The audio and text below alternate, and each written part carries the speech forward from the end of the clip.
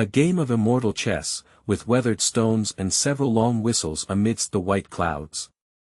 Chen Yuan just watched a game of chess from the sidelines.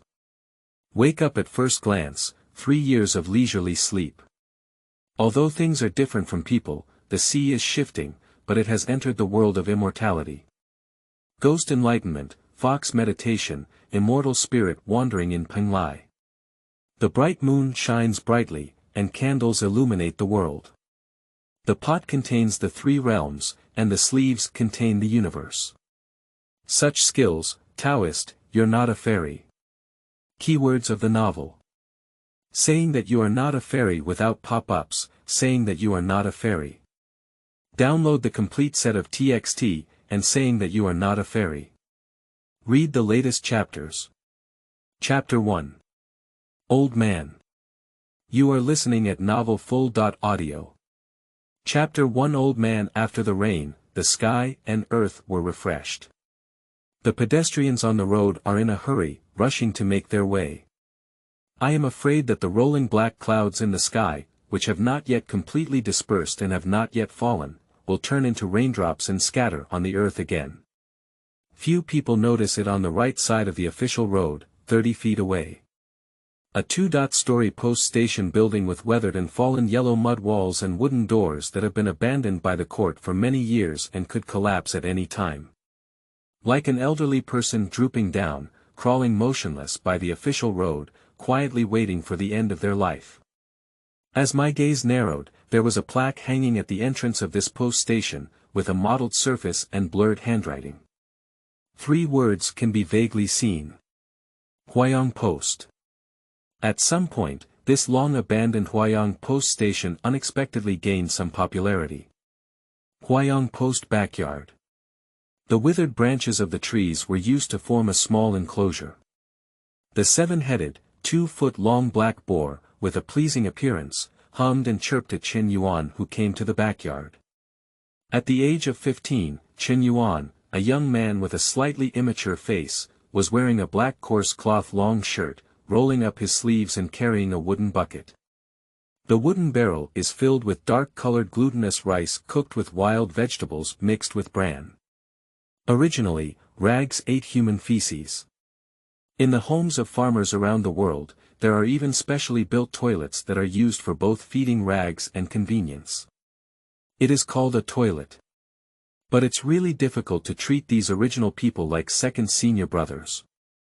Chen Yuan sighed in his heart. No one knows, he is actually a second person.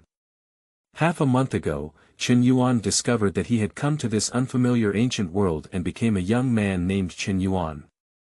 He, who has memories of his past life, is still more accustomed to calling rags pigs. These days, he went around the post station to pick and cut some wild vegetables, mixed them with the old man's inexplicable sources of bran, boiled them into pig food, and fed these black rags. Although there is a slight difference in sales, it is still much stronger than those black rags raised by farmers who eat human filth. He turned his gaze and saw a small black pig curled up in the corner, listless and 1 size smaller than the other black boars in the pen, only 1 foot long. Thinking of this little black pig, seeing it with my own eyes, a beautiful girl of 15 or 16 in her prime, couldn't help but tremble slightly in my heart. It's hard for him to imagine encountering such a strange thing. The old man in the post station, drooping with wrinkles on his face, dressed in short cloth clothes like an old farmer, with an indifferent expression. The food he makes seems to be mixed with magic. As long as the passers-by who came to the post station to shelter from the rain and ate the food they cooked, they would turn into black rags, and Chen Yuan couldn't help but feel a surge of fear in his heart. Moreover, the old man would come to the enclosure every day and personally select a beautiful black boar to slaughter. Cut open the stomach, take its bones and flesh, and use them to entertain passers-by entering the post station. As he pondered, he scooped the cooked glutinous rice from his bucket into the wooden basin of the pen. These were originally human pigs, but now they cannot resist hunger in their stomachs. Regardless of whether the food was delicious or not, they swarmed in the enclosure, competing to devour it. Only the little black boar seemed to have completely given up hope of life and curled up and crawled motionless in the corner. Chen Yuan looked at the motionless little black boar curled up in the corner, and suddenly felt a sense of empathy. Eat it. If you don't eat it, you won't be able to survive. Only by surviving can you have hope. Chen Yuan gently comforted. He should have been a member of this circle as well. Half a month ago, on the way to Linxian to visit relatives, I saw that it was already late and accidentally entered this Huayang post to stay overnight. Unexpectedly, he entered the demon cave from then on. The people who accompanied him all ate the old man's food, were transformed into rags by magic, and were locked up in a cage. But for some unknown reason, he was left alone and asked to help with some miscellaneous tasks at the post station. Feeding black boars, cleaning, washing clothes. The old man is responsible for cooking and greeting guests. During this period, Chen Yuan also thought about running away, but he thought of the old man who had unpredictable methods and knew magic. He didn't make up his mind and decided to take a gamble in the end. With the old man's methods, if he fails to escape and is retrieved by the old man, his fate will definitely not be much better. I just don't know, there are sorcerers and demons in this world. Is there a Buddhist and Taoist expert who can eliminate demons and defend the way to get rid of that old man? Chen Yuan thought to himself in his heart. After a moment of wild thought, Chen Yuan regained his senses and saw the little black boar still curled up motionless in the corner, with no intention of eating. Anyway, you can live longer without eating. Chen Yuan shook his head. The ones who have been slaughtered by the elderly these days are those who are greedy and the fattest ones. Because of this, the time when this girl transformed into a black boar, although only a day later than when he entered this station, lived peacefully until now. The black boar that was with him had long been transformed into a lonely soul. However, according to the fact that the little black boar has always been unwilling to eat, it is likely that it starved to death before being slaughtered by the old man. Chen Yuan didn't have time afterwards to worry about the life and death of this black boar. Compared to the black boars in the circle that were transformed by humans and could be slaughtered by the old man at any time. He himself is also imprisoned, and Chen Yuan has been trying to escape from Hukou these days. After feeding the black boars in the enclosure, Chen Yuan went to clean up again. During his time at the post station, he tried his best to show his value and not let the elderly feel disgusted with him. As the saying goes, first of all, let yourself live. Only by living can everything have hope. Eating. At dusk, on the clear sky after the rain, a red burning cloud appeared, and a hoarse old man's voice came from the dimly lit kitchen of the post station. As he spoke, an old man in a grey shirt with wrinkles on his face and a very weathered appearance, resembling an old farmer, walked out of the kitchen carrying prepared food. Chen Yuan heard the shout and walked over. The old man had already prepared the food and placed it on an old square table on the left side of the station hall. There are 2 dishes. One meat and one vegetable. They are stir-fried sunflower greens and stewed meat. Especially stewed meat, stewed until the meat is soft and tender. There were fat and lean meat chunks standing in the golden broth covered in oil, and when they were served on the table, they were trembling and trembling. In addition, the elderly person's cooking skills are already good, and the aroma is overflowing, which greatly increases the appetite. Unfortunately, Chen Yuan knew that these stewed meats that would inevitably appear on the table were from the black boars slaughtered in the backyard. Therefore, he never extended his chopsticks towards the meat bowl. The old man also didn't eat at all. Like Chen Yuan, he only ate his own stir-fried vegetables. When the old man had finished eating, he put down his chopsticks and looked at Chen Yuan. You're a good kid. You've been obedient these days and haven't worked in vain to make the old man angry. Your actions are still to the old man's taste. Originally, you were very useful to me, but now the old man has the idea of accepting you as his disciple. Upon hearing this, Chen Yuan's original move of picking sunflower vegetables was interrupted, and his heart sank. Although the old man is interested in him, he doesn't want to worship this old man as his teacher. Not to mention the old man's practice of witchcraft, turning passers-by into black boars and slaughtering them as meat for sale, he simply cannot agree with it. In addition, this old man has an undisguised and evil demeanor as a demon. If you really worship the other person as your teacher, when that capable Buddhist and Taoist expert passes by here to eliminate the old man, you may also easily eliminate yourself. Chen Yuan dare not gamble on the Buddhist and Taoist masters in this world, as they all have a clear distinction between good and evil. If you encounter a Buddhist and Taoist master with a slightly more extreme personality who wants to eradicate evil, then I will die unjustly. The old man looked at Chen Yuan with great satisfaction and continued, I'll give you a chance. If you're willing to apprentice to me, just follow me, become an entry-level disciple, serve the old man well for a few years, gain my recognition, and officially join my sect. Then you can practice the old man's magic. Upon hearing these familiar words, Chen Yuan became even more determined in his thoughts. Emotionally agreeing to apprentice the other person does not immediately lead to learning their spells. I still have to follow him and serve him for a few years.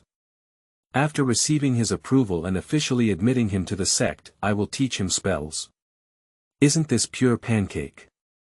Chen Yuan wouldn't do such a high-risk, zero-return thing. Chen Yuan took a deep breath, put down his chopsticks, and looked at the old man in front of him, saying, I have been studying since I was young, and this time I went to Qinghe County next door to visit relatives. I borrowed money from my relatives' homes, hoping to take the imperial examination. I didn't want to rise to the top and become a high-ranking official, but only wanted to achieve fame and enter the official career. Therefore, I have let down the kindness of the elderly. He did not deceive the old man, and this time he went to the neighboring county just to apply for a family loan. You scholars speak in a grand tone, saying that you want to achieve fame and enter the official career, but in reality, you just want to become an official. However, most scholars, after becoming an official, do not see the suffering of the people, only know how to oppress the people, corrupt officials and mediocre officials. Since the old man gave you the opportunity, if you don't cherish it, then you won't blame me in the future. The old man snorted coldly upon hearing this, and his expression changed from sunny to gloomy. After leaving this sentence, he shook his hand and left. Chen Yuan watched as the old man left behind, speechless for a long time. He knew that after rejecting the old man, although he persisted in his good and evil in his heart, he also completely offended and killed the old man. The old man may have already made a decision in his heart about his future life and death. However, Chen Yuan did not regret it. The old man cursed the court officials repeatedly, all of whom were dog officials who oppressed the people.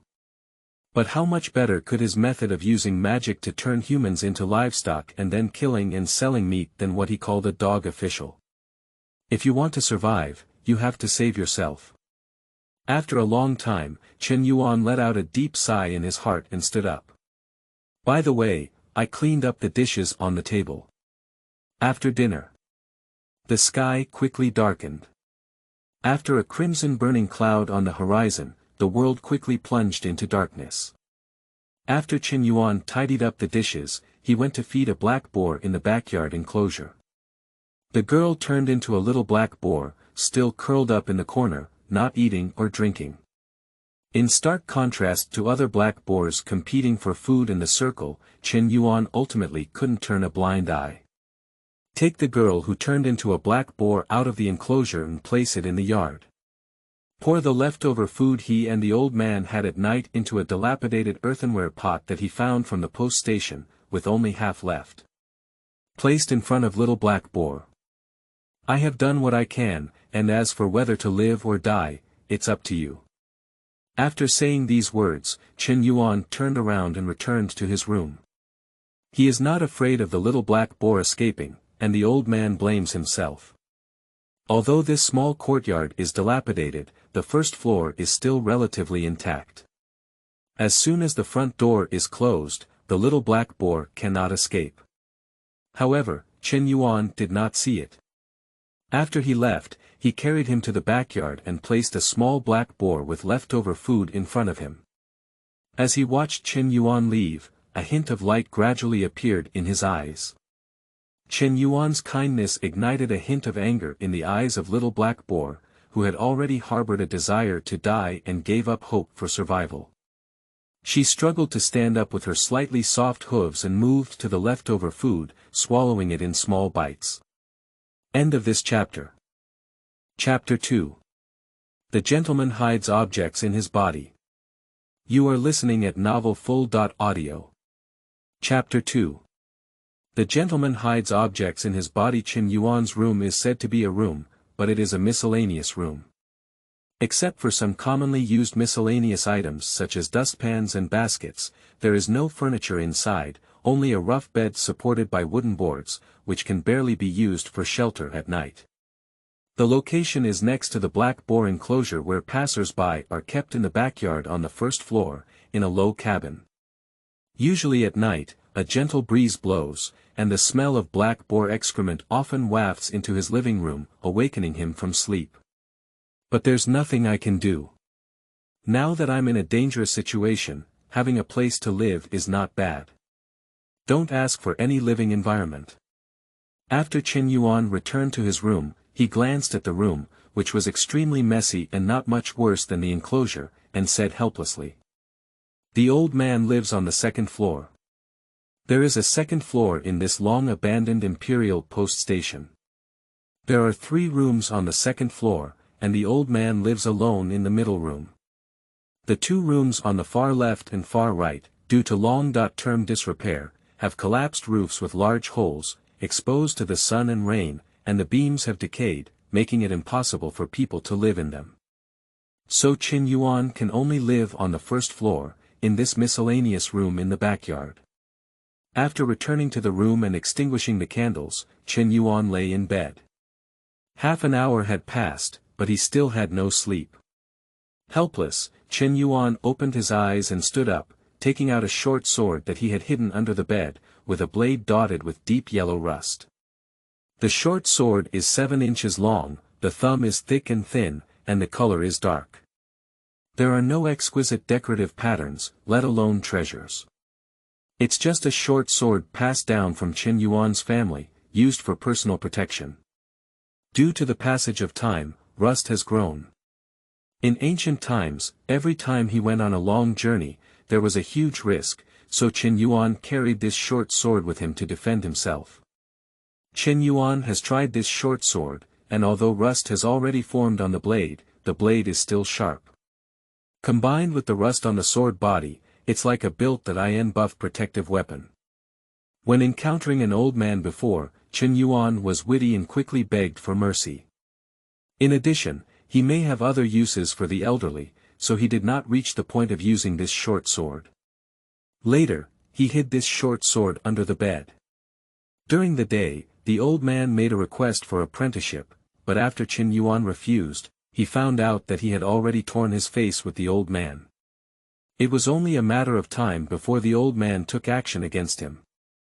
Although he was not sure whether he was the old man's opponent, he had the dagger in his hand. At least Chen Yuan had the courage to resist the old man. The ancient said, a gentleman hides his tools in his body, waiting for the moment to move. If you dare to attack me, even if you die, you will tear off a piece of flesh and blood from this old guy.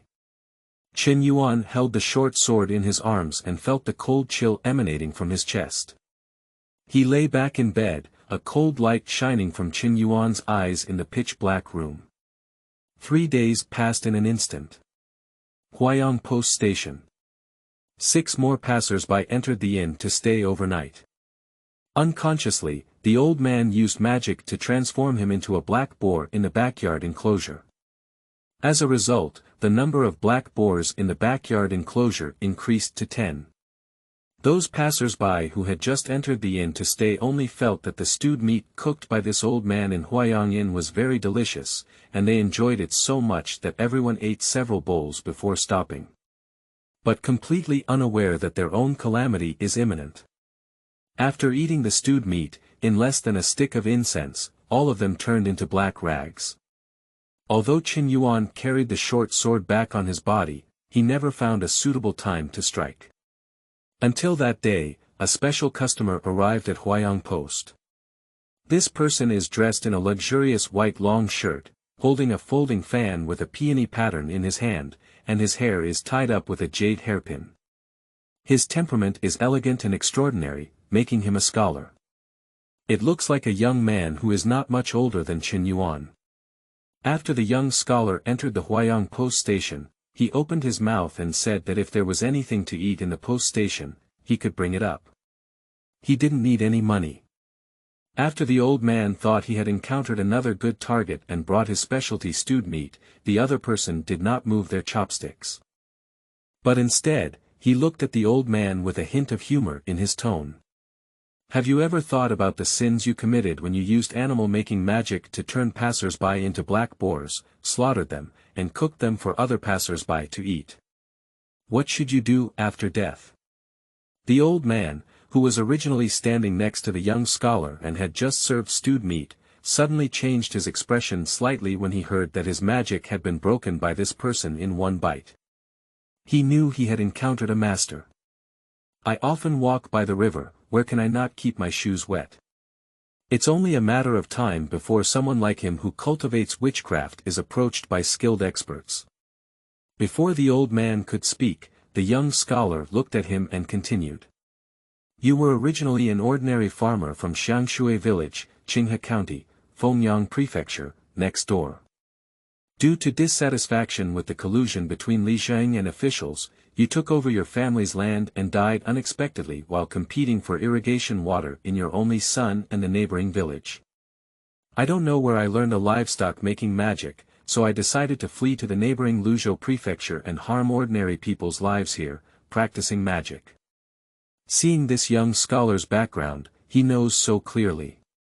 The trace of luck in the old man's heart disappeared without a trace. He knew that this young scholar might not be the kind of ordinary cultivator who meddles in his own affairs but lacks many skills, but rather a master with real skills.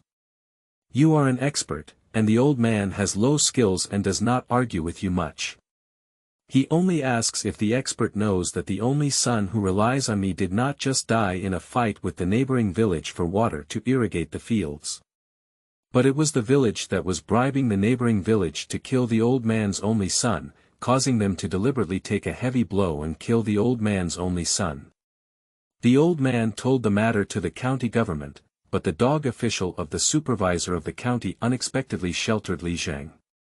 He didn't do justice for the old man, didn't say anything, and didn't ask questions. He beat me in the court and threw me out. What the old man is doing now is just seeking justice.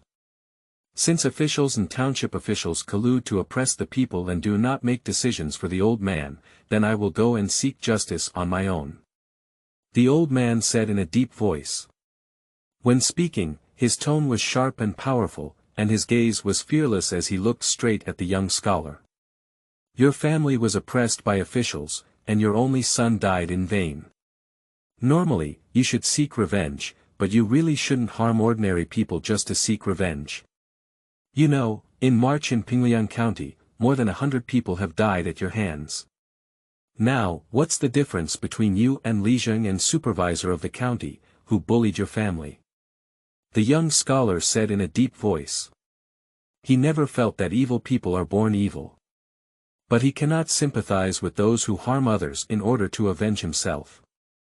How innocent are those ordinary people who were poisoned by the old man, fell victim to his magic, and died tragically in a daze. But the old man, Li Zheng, and the dog official, the supervisor of the county, are far from each other.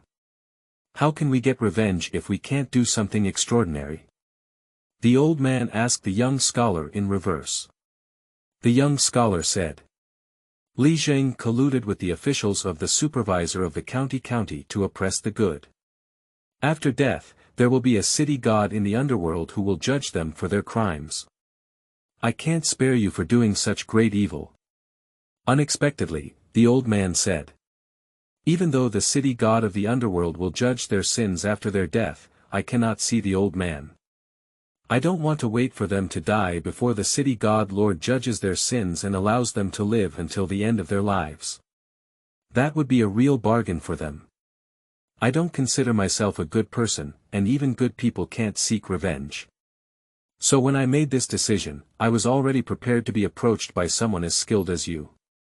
I just hope to avenge my only son before being approached by a master. Now that the master has come to my door, it seems that this vengeful old man cannot avenge him. The old man looked very open-minded. The young scholar couldn't help but pause when he saw the old man's expression. He is also quite knowledgeable, but it is the first time he has seen someone as persistent and clear-minded as an old man. Well, your merits and sins will be judged by the city god of the underworld, and I won't say much more. You go ahead. The young scholar said. As he spoke, he waved his folding fan and an invisible sword swung towards the old man 2 meters away. The old man's head flew out, his eyes wide open, and there was a hint of unwillingness in his eyes. His body fell to the ground, and he was immediately executed. Then the young scholar turned his gaze to Chen Yuan standing on the side. Are you hiding a weapon in your body, ready to fight him to the death? The young scholar could see the weapon hidden in Chen Yuan's arms at a glance, and he couldn't help but laugh.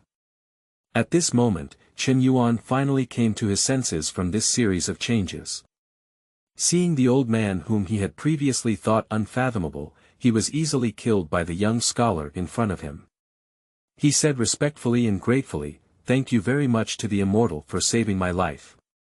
The young scholar looked at Chen Yuan with a hint of surprise in his eyes upon hearing this. Do you know I'm a fairy? Chen Yuan's mind suddenly turned.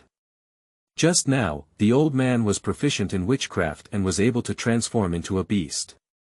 His strength was immeasurable, and in my opinion, he must be a fairy who could easily eliminate this old man. The young scholar laughed at the words. You guessed it wrong. That old man doesn't have much ability, he just learned a magic called livestock making technique from somewhere. Chen Yuan was surprised and asked, animal breeding techniques.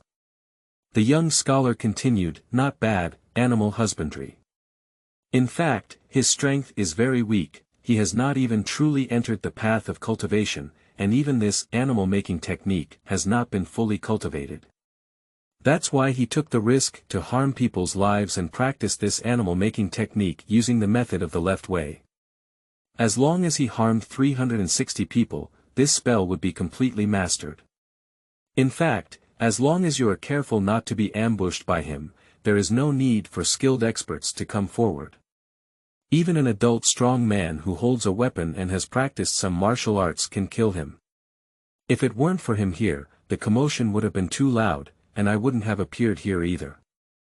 Thinking of the old man's proposal 2 days ago to accept himself as a disciple. Fortunately, I didn't agree to the other party. Chen Yuan secretly felt relieved in his heart. If he were forced by circumstances and agreed to worship the other party as his teacher that day, then he was bound together with the elderly man who had harmed over 100 people. Even if he insists on his true intentions and does not engage in evil, it may be difficult for him to distance himself from the elderly on the ground after this young scholar comes to his door. Although I don't know why the old man left you alone and didn't turn you into a rag, seeing that you are not covered in guilt, I don't think you are the old man's accomplice. The young scholar looked at Chen Yuan and then said again. I don't know why he left me, but listening to the old man's advice, it seems like I have another use for him. Chen Yuan explained. Upon hearing this, the young scholar carefully scrutinized Chen Yuan with his eyes up and down again. This time, he seemed to have noticed some tricks. A third look of surprise and a seventh moment of confusion flashed in my eyes. I see, your soul is naturally stronger than ordinary people. If you can turn yourself into a beast, one person can be worth more than 10 ordinary people.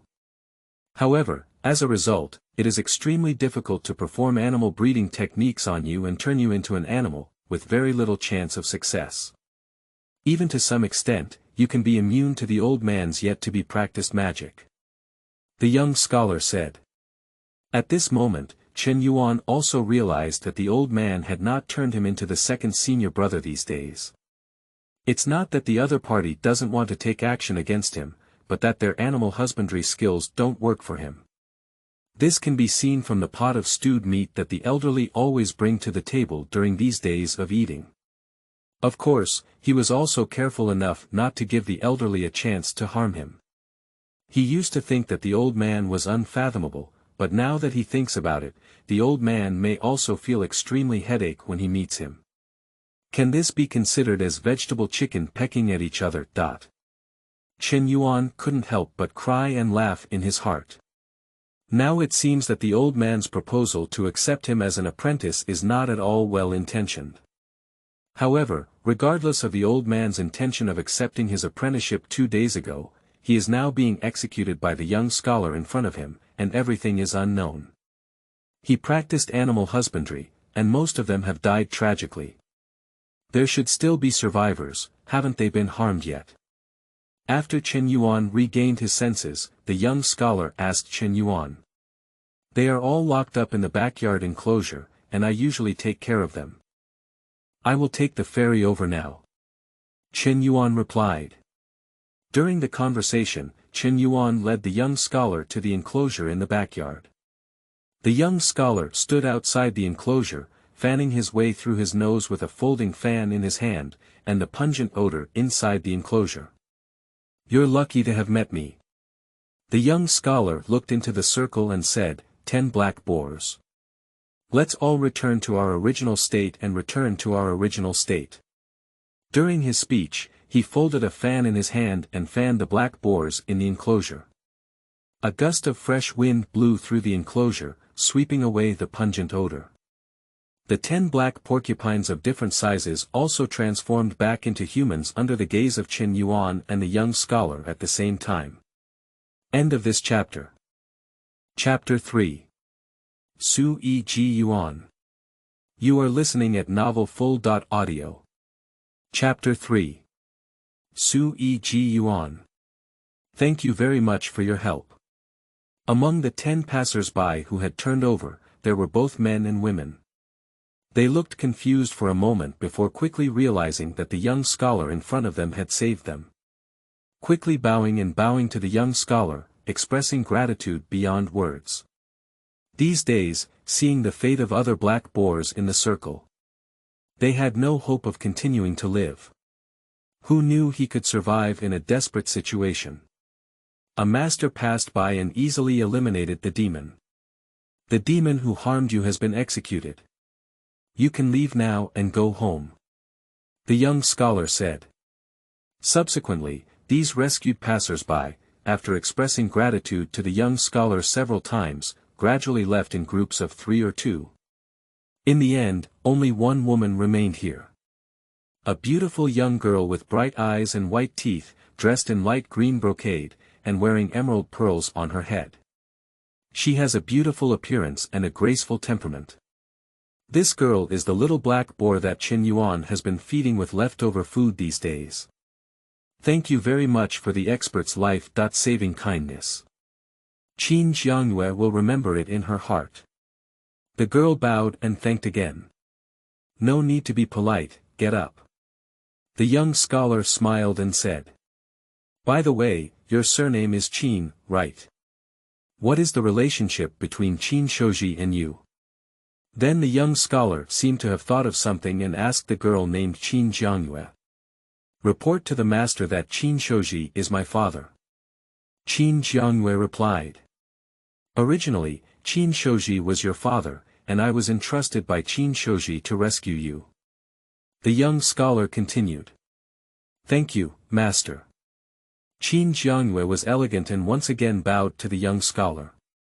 Standing beside him, Chen Yuan finally understood that the young scholar had been entrusted by the father of the young girl to come and rescue her. He and the other passers-by in the post station were just passing by. They were able to escape danger, thanks to the blessing of this young girl. Young master, thank you very much for taking care of me these days. If it weren't for your careful care, I'm afraid I wouldn't have been able to wait for the expert to come and rescue me. Later, Chen Yuan turned her gaze to Chen Yuan next to her and expressed gratitude from the bottom of her heart. Miss Chen, there's no need for that. As I said at the time, I only did what I could do. As for whether to live or die, it all depends on the girl's own choice. Now it seems that Miss Chen is lucky and made the right choice. She has been saved now. Chen Yuan smiled and said. He speculated in his heart that the father of Chen Yuan, who could invite a young scholar like him to come and rescue the young girl, probably had a very high status and was highly likely a high-ranking official of the dynasty. When Chen Yuan and Chen Yuan were talking, the young scholar didn't interrupt, just looked at them with great interest. Anyway, thank you very much, young master. I don't know your name yet. Chen Yuan asked Chen Yuan for his name. My surname is Chen Mingyuan, and I am from Penglai County. Chen Yuan truthfully told the truth. Chen Yuan gave a sweet smile. The young woman's name is Chen Yuan, and she lives in the city of Lujiang under the jurisdiction of Luzhou Prefecture. If Prince Chen has an unprecedented visit to the city, he can go to Chen Prefecture to find the young woman. The young woman will definitely treat him well. Chen Yuan replied. If I have the chance to go to Lujiang City, I will come and disturb Miss Chen. No matter whether you go or not, promise first and then speak politely, even if you don't go. However, he met Chen Yuan by chance, and after this farewell, there are probably very few opportunities to meet again. You, a woman, are not safe to be alone outside. It's 200 to 300 miles from here to Lujiang City, and I can give you a rest on the way. After Chen Yuan and Chen Yuan had a similar conversation, the young scholar said. Thank you very much, master. Chen Yuan expressed gratitude. She was supposed to have servants and guards on this trip. But all of them fell victim to the demon's magic. Except for her, the servants and guards had already been slaughtered by the other party after turning into black rags. Only she survived the disaster because she didn't eat or drink, and her body was thin and small. You can also follow along. The young scholar was about to leave with the young girl when he saw Chen Yuan standing on the side and suddenly said. The incident suddenly occurred, and Chen Yuan did not react for a moment. What are you waiting for? If you have anything to tidy up, hurry up and tidy it up so you don't have to rush on your own. Chen Yuan didn't react for a moment, the young scholar smiled. Thank you very much, Immortal. Chen Yuan regained his senses and quickly thanked him. Chen Yuan and Chen Yuan only felt an invisible force as warm as water enveloping them. Subsequently, this force lifted them straight up to the blue sky. Quickly, 9 days had arrived. Surrounding clouds, swiftly passing by. Both of them were very surprised, looking at the clouds around them, like cotton. They were all experiencing it for the first time, and the feeling of being carried flying in the sky was like stepping on cotton. But there is no feeling of people flying in the sky and souls chasing behind. Because the surroundings are surrounded by a sea of clouds, one cannot see the situation under their feet, so they do not feel much fear. In addition, the young scholar standing beside them also gave the two a great sense of security.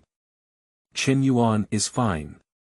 In his past life, when flying, he looked at the situation in the sky too high.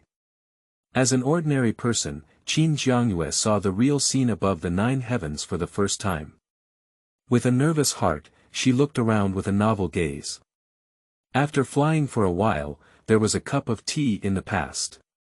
The young scholar stopped at a place with Chen Yuan and Chen Yuan. The young scholar pointed his folding fan under the sea of clouds and said to Chen Yuan. The city of Lujiang has arrived. Chen Yuan and Chen Yuan were both secretly surprised in their hearts. You should know that Penglai County and the capital city of Lujiang City are separated by more than 270 miles.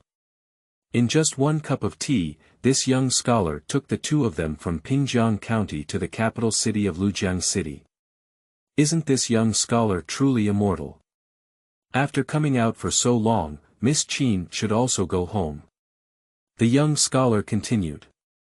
After speaking, before Chen Yuan could speak, the young scholar waved the peony folding fan in his hand.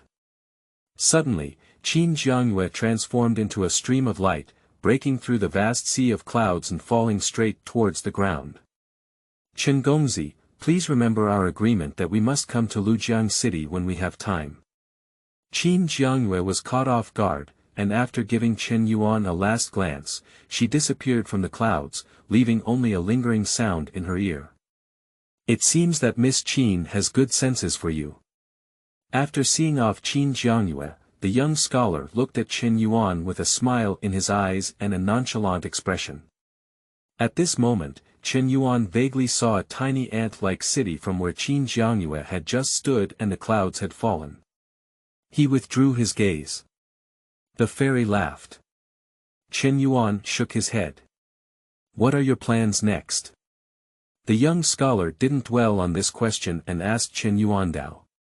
I was originally going to borrow money from my relatives' homes in Linjiang County next door. However, I encountered a demon on the way and was in danger. Now, with the help of a fairy, I have saved my life. However, the strange experience along the way has made me hesitate whether to continue my studies. Chen Yuan replied. He originally thought that this world was just an ordinary ancient world. In such a world, the quickest way to cross social classes is naturally to take the imperial examination. Even if one cannot become an official, it is still excellent to be able to achieve fame and become a local gentry and scholar. But after nearly half a month of experience, he finally realized that the essence of this world is a world with immortals, demons, ghosts, and gods. He remembered the words spoken by the young scholar at the post station before. Originally, in this world, there exists a city god from the underworld. There are both the city god of the underworld and the wandering wild ghosts. The immortals and gods of the heavens probably also exist. This made Chen Yuan question the practicality of his own imperial examination system. I see. The young scholar nodded. You're going to borrow money from your relatives' homes. It seems like you're preparing to embark on the path of imperial examination and official career. Then the young scholar said again. Since you recognize my immortal identity as immortal, it can be considered that you have a connection with me. In addition, although you are deeply in danger, you have not colluded with demons. In this way, I will allow you a chance. I made an appointment with a friend to play chess in advance. If you have nothing urgent, just come with me. You can borrow any time, and it's not short of these few days. Chen Yuan immediately realized that for himself, this was indeed a once-in-a-lifetime opportunity. However, he had only seen the other party's profound abilities and unfathomable old man being killed by him before, so he praised the other party as a fairy. Now it seems that I am being crooked, and the other party is probably not just an ordinary expert. Can't I really meet a fairy? He quickly agreed, then trouble the immortal. The young scholar smiled and said, no trouble. Then the young scholar said, I'm just offering you a chance, giving you a chance. How much of this opportunity you can seize depends on yourself. As they spoke, the young scholar took Chen Yuan and turned the direction on the clouds, heading in a completely opposite direction to the city of Lujiang. Immortal, where are we going? Seeing that the place he went to this time was extremely far, flying for almost half an hour, but still not yet arriving, Chen Yuan curiously asked beside him. You will know when you arrive. The young scholar smiled and said. Here we are, right below. As he spoke, the young scholar grabbed Chen Yuan's shoulder and jumped down from the sea of clouds. Chen Yuan only felt a strong sense of weightlessness, and his body fell rapidly. When he regained his senses, Chen Yuan realized that he had already been with a young scholar, in a majestic and undulating mountain range, intertwined with dragons and pythons. They are standing at the top of a 1,000-foot-high mountain peak. This mountain peak is not steep in terrain and is connected to several other peaks. Standing at a high place to gaze, the entrance is full of verdant greenery. A gust of mountain wind blows, and the sound of blue waves continues, as if one is in the midst of a forest. Why did you bring a mortal boy over and haven't seen him for a while? Did you actually have the idea of accepting an apprentice? Just then, a gentle voice came from beside. Chen Yuan turned around and realized that on the mountaintop, not far from them, there was an irregular round stone with a diameter of nearly 10 zhang. A middle-aged Taoist wearing a fiery red Taoist robe, with a bun on his head and a fluffy beard that was chest-length, was sitting cross-legged on the round stone. In front of the middle-aged Taoist, there is a Go board. There is a chess box on the edge of the chessboard to hold chess pieces, and 2 cups of pre-brewed tea are filled with smoke. Next to the round stone, there are 2 male and female Taoist children with red lips and white teeth, dressed in dark green Taoist robes, serving behind the middle-aged Taoist. I'm not preparing to accept my apprentice, I just had a connection with this young man and thought he had something interesting, so I took him with me.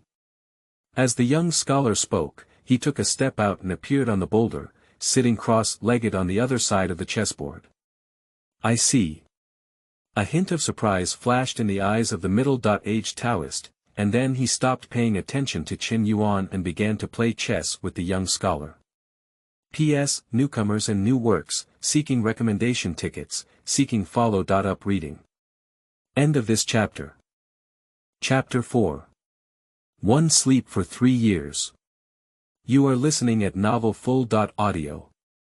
Chapter 4. One Sleep for 3 years. Chen Yuan stood beside and saw the sound of the 2 people falling down. But he didn't know how to play chess, and after watching for a while, he felt very bored. Then he walked up to the 2 Taoist boys who were waiting behind the person, with red lips and white teeth, and whispered to them. May I ask the names and taboos of the 2 fairy children?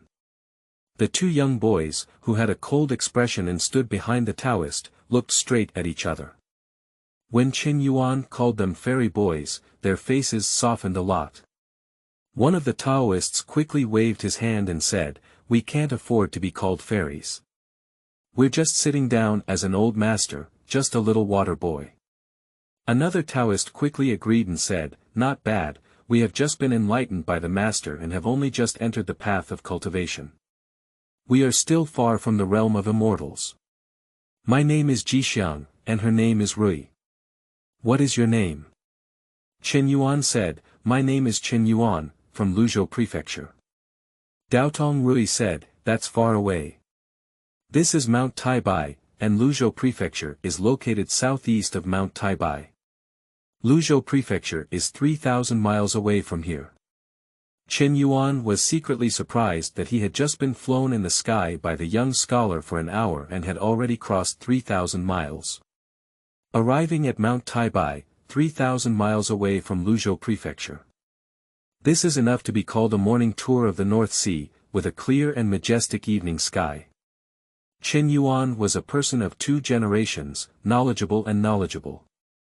He took the initiative to share his experiences along the way with 2 Taoist children who were only superficially indifferent but had not yet delved into the world and were easy to deal with.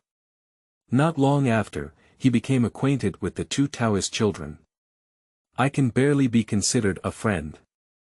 Seeing that the time had come, he no longer concealed it, and Chen Yuan finally revealed his true purpose. "I dare to ask the 2 immortal children, but I don't know where your master is from," said the 2 auspicious Taoist children. "Because I became familiar with Chen Yuan and liked to express good fortune, I blurted it out and debuted. My master's name is Mr. Fire Dragon." Cough. Before Dao Tong could finish his auspicious words, the Taoist, who was playing chess with a young scholar on a boulder, coughed and interrupted his speech. "The boy you brought is really a genius. In just a few words, he convinced my 2 children and even leaked my name." The Taoist paused and looked angrily at the young scholar across from him. The young scholar not only didn't get angry, but also smiled and said, "This indicates that your 2 Taoists' minds are pure and easy to trust. This young man has a lively mind and is not a foolish scholar who only knows how to read." However, since his friend was angry, he didn't want Chen Yuan to continue chatting with those 2 Taoists on the side. Otherwise, it's not just the name of a friend, it's so simple for this young man to learn from two Taoist boys. Even his name might be asked.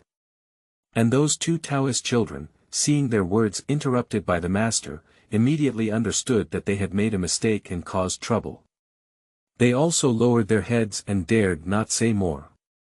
The young scholar turned around and shouted to Chen Yuan next to the two Taoist disciples. "Chen Yuan, come over and watch me play chess with my husband." Good Chen Yuan agreed anxiously, and immediately put in a lot of effort.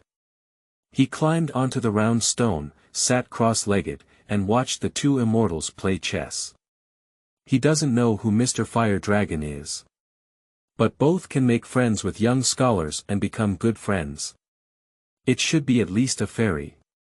After Chen Yuan sat down beside them, the Taoist stopped talking and continued to play chess with the young scholar. Although Chen Yuan cannot play chess, there may be a reason why he was asked to watch as a young scholar.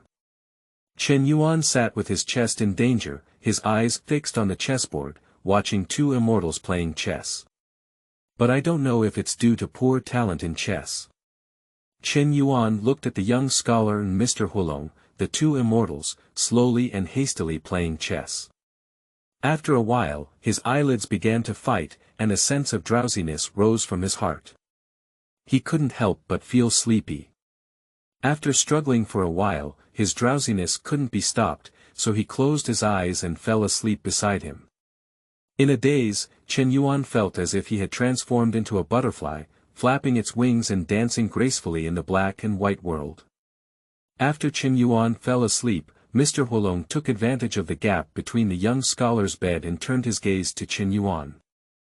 He looked up and down at Chen Yuan for a moment, and with an unexpected expression, he turned to the young scholar and said, "This child has extraordinary intelligence, and even when we play chess, he enters our path." The young man's expression also looked somewhat surprised. After finishing his son, he looked up and smiled. "In this way, you and I can also be considered to have introduced him to the Tao. He and Mr. Fire Dragon are both immortals, so playing chess is not just about playing chess.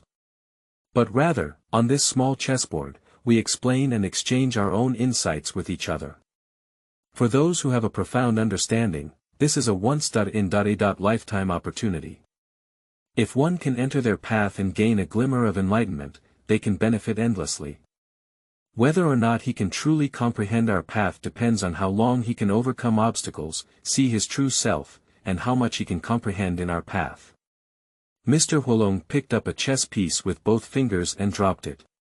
Immortals value a law of fate. Since while they were playing chess, a friend happened to bring this young man here to watch them play. That proves that this young man has a divine fate in him.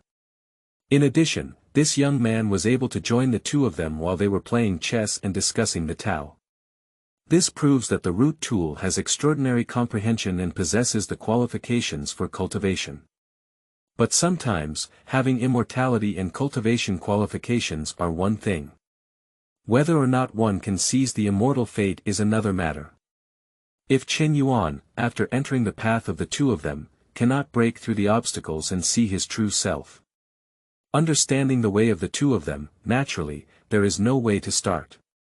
This proves that he has no connection with the Tao. After waking up, he would only dream of himself as Nank, having a beautiful dream at most. It depends on his own destiny. I promise to give him a chance, and if he cannot overcome the obstacles of the path, see his true self and embark on the path, I will promise him a worldly prosperity." The young scholar smiled and said, "Immortals value being spontaneous in their actions."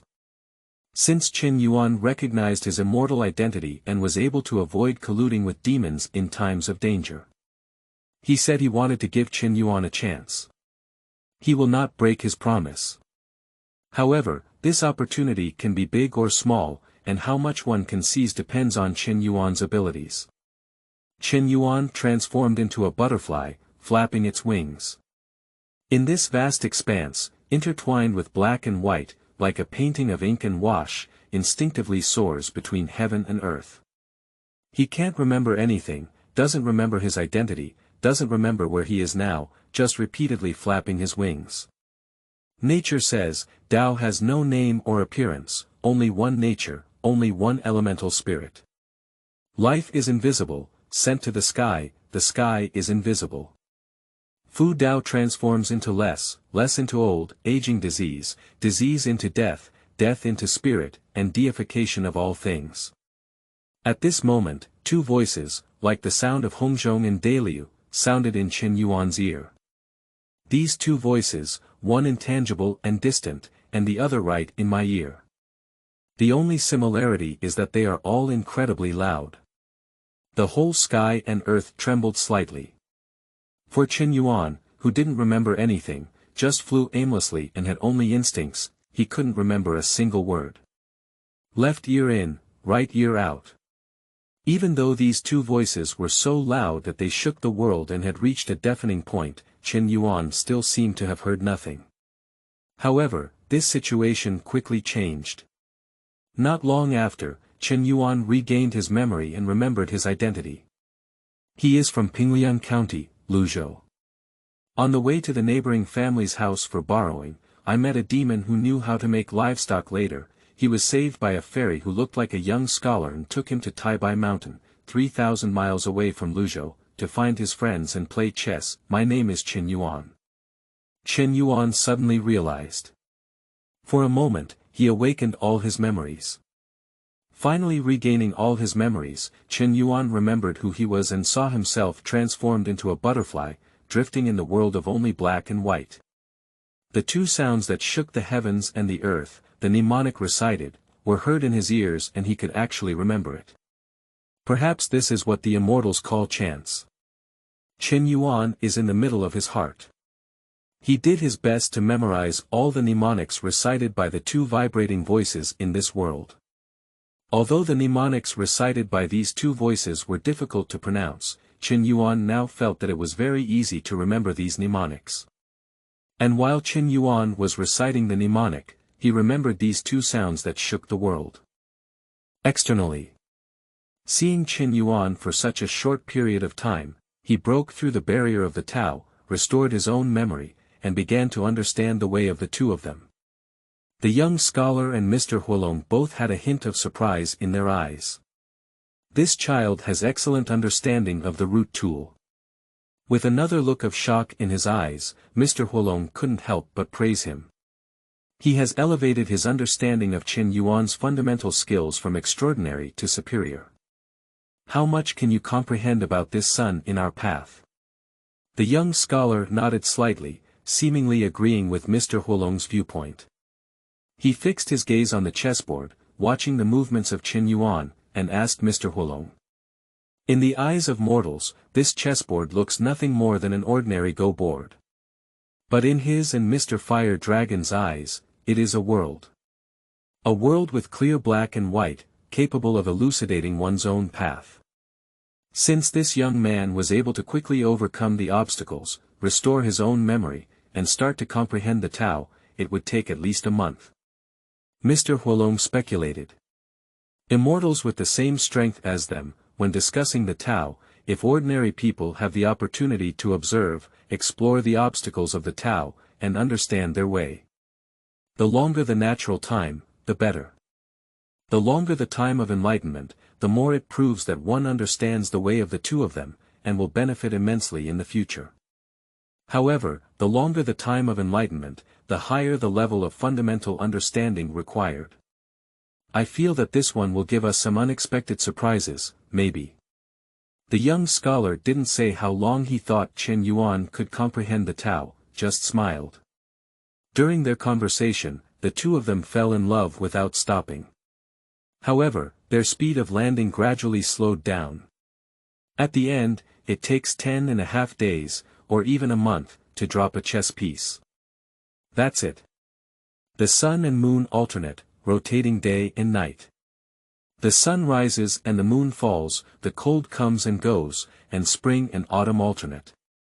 After 3 years of this, Chen Yuan finally opened his eyes. End of this chapter. Chapter 5. The Eater of Qi will not die. You are listening at novelfull.audio.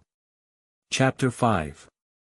The Eater of Qi will not die. Chen Yuan, who had just woken up, was still a bit at a loss.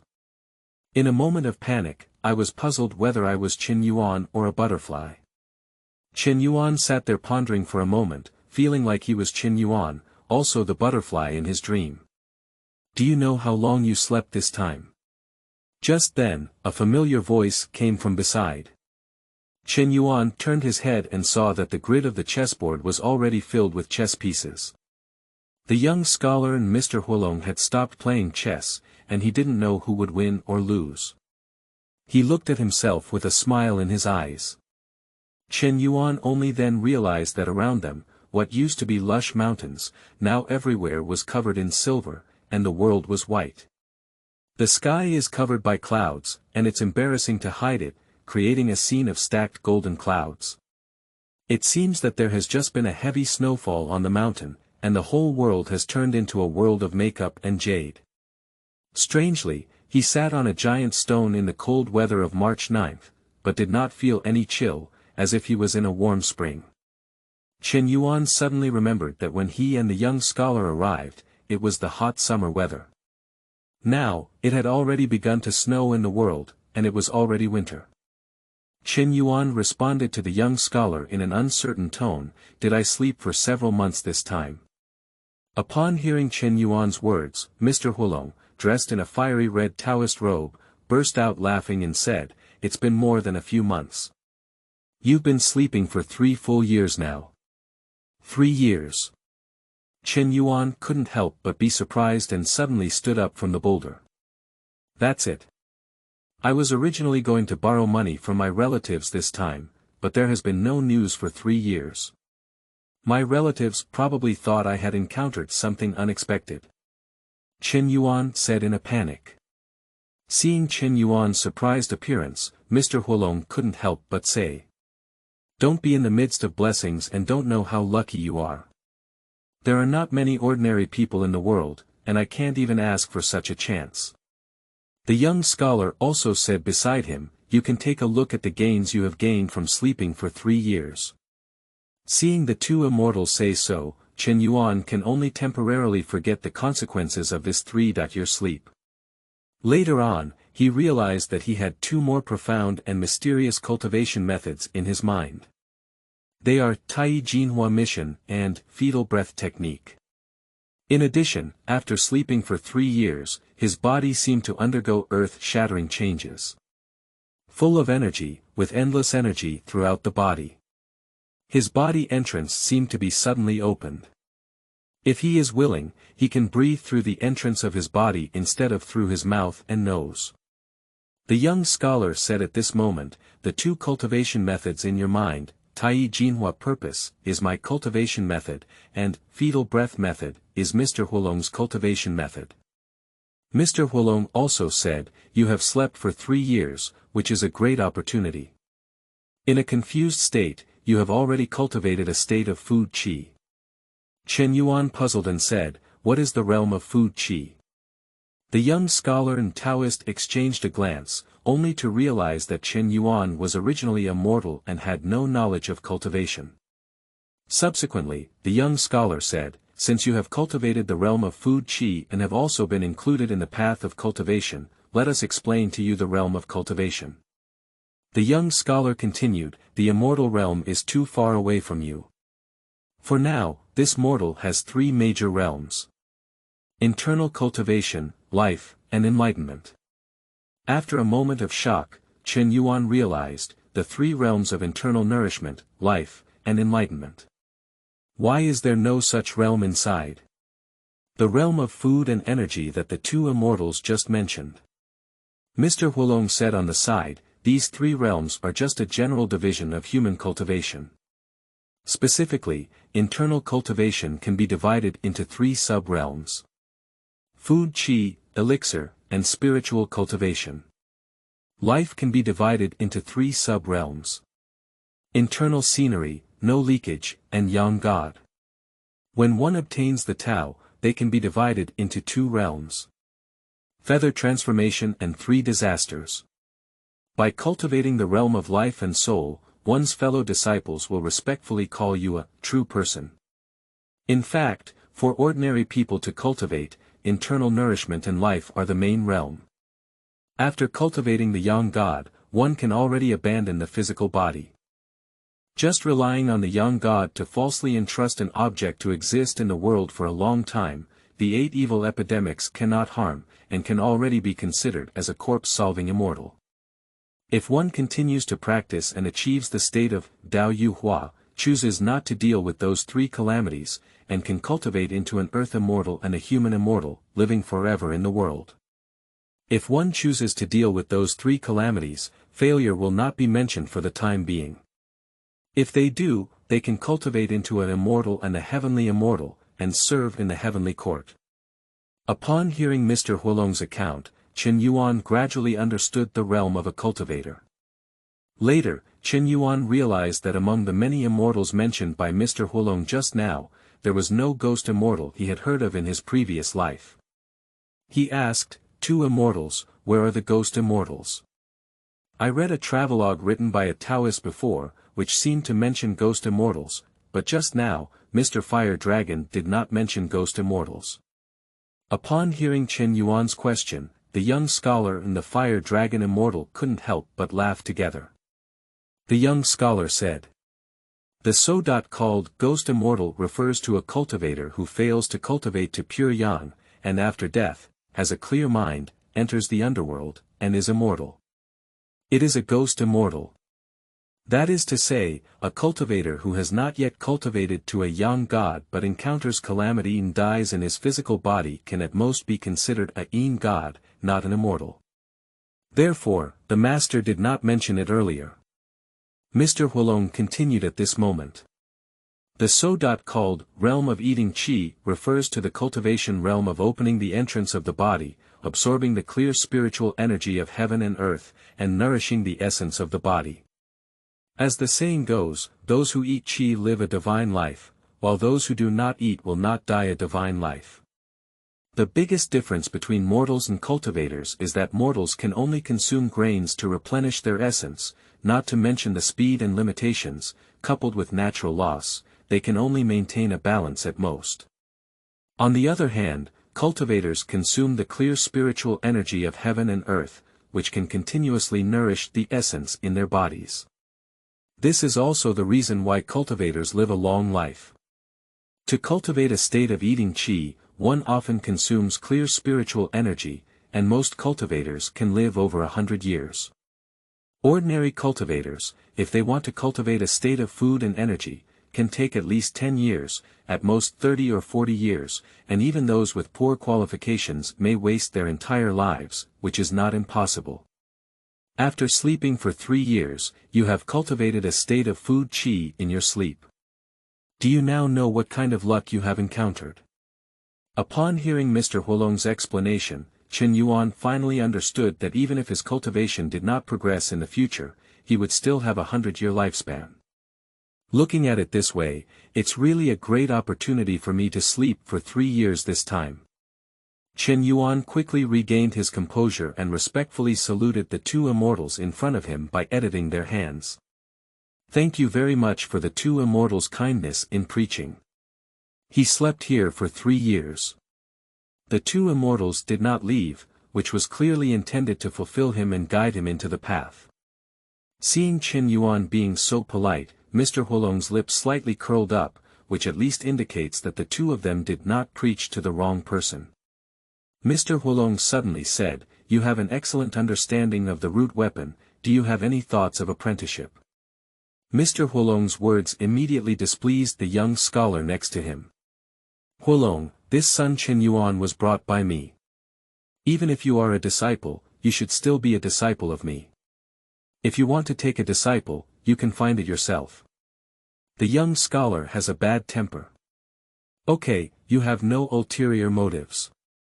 Our relationship is just that of an apprentice. Can you still count us as clear as I am? Seeing the young scholar's protective appearance, Mr. Huolong couldn't help but laugh.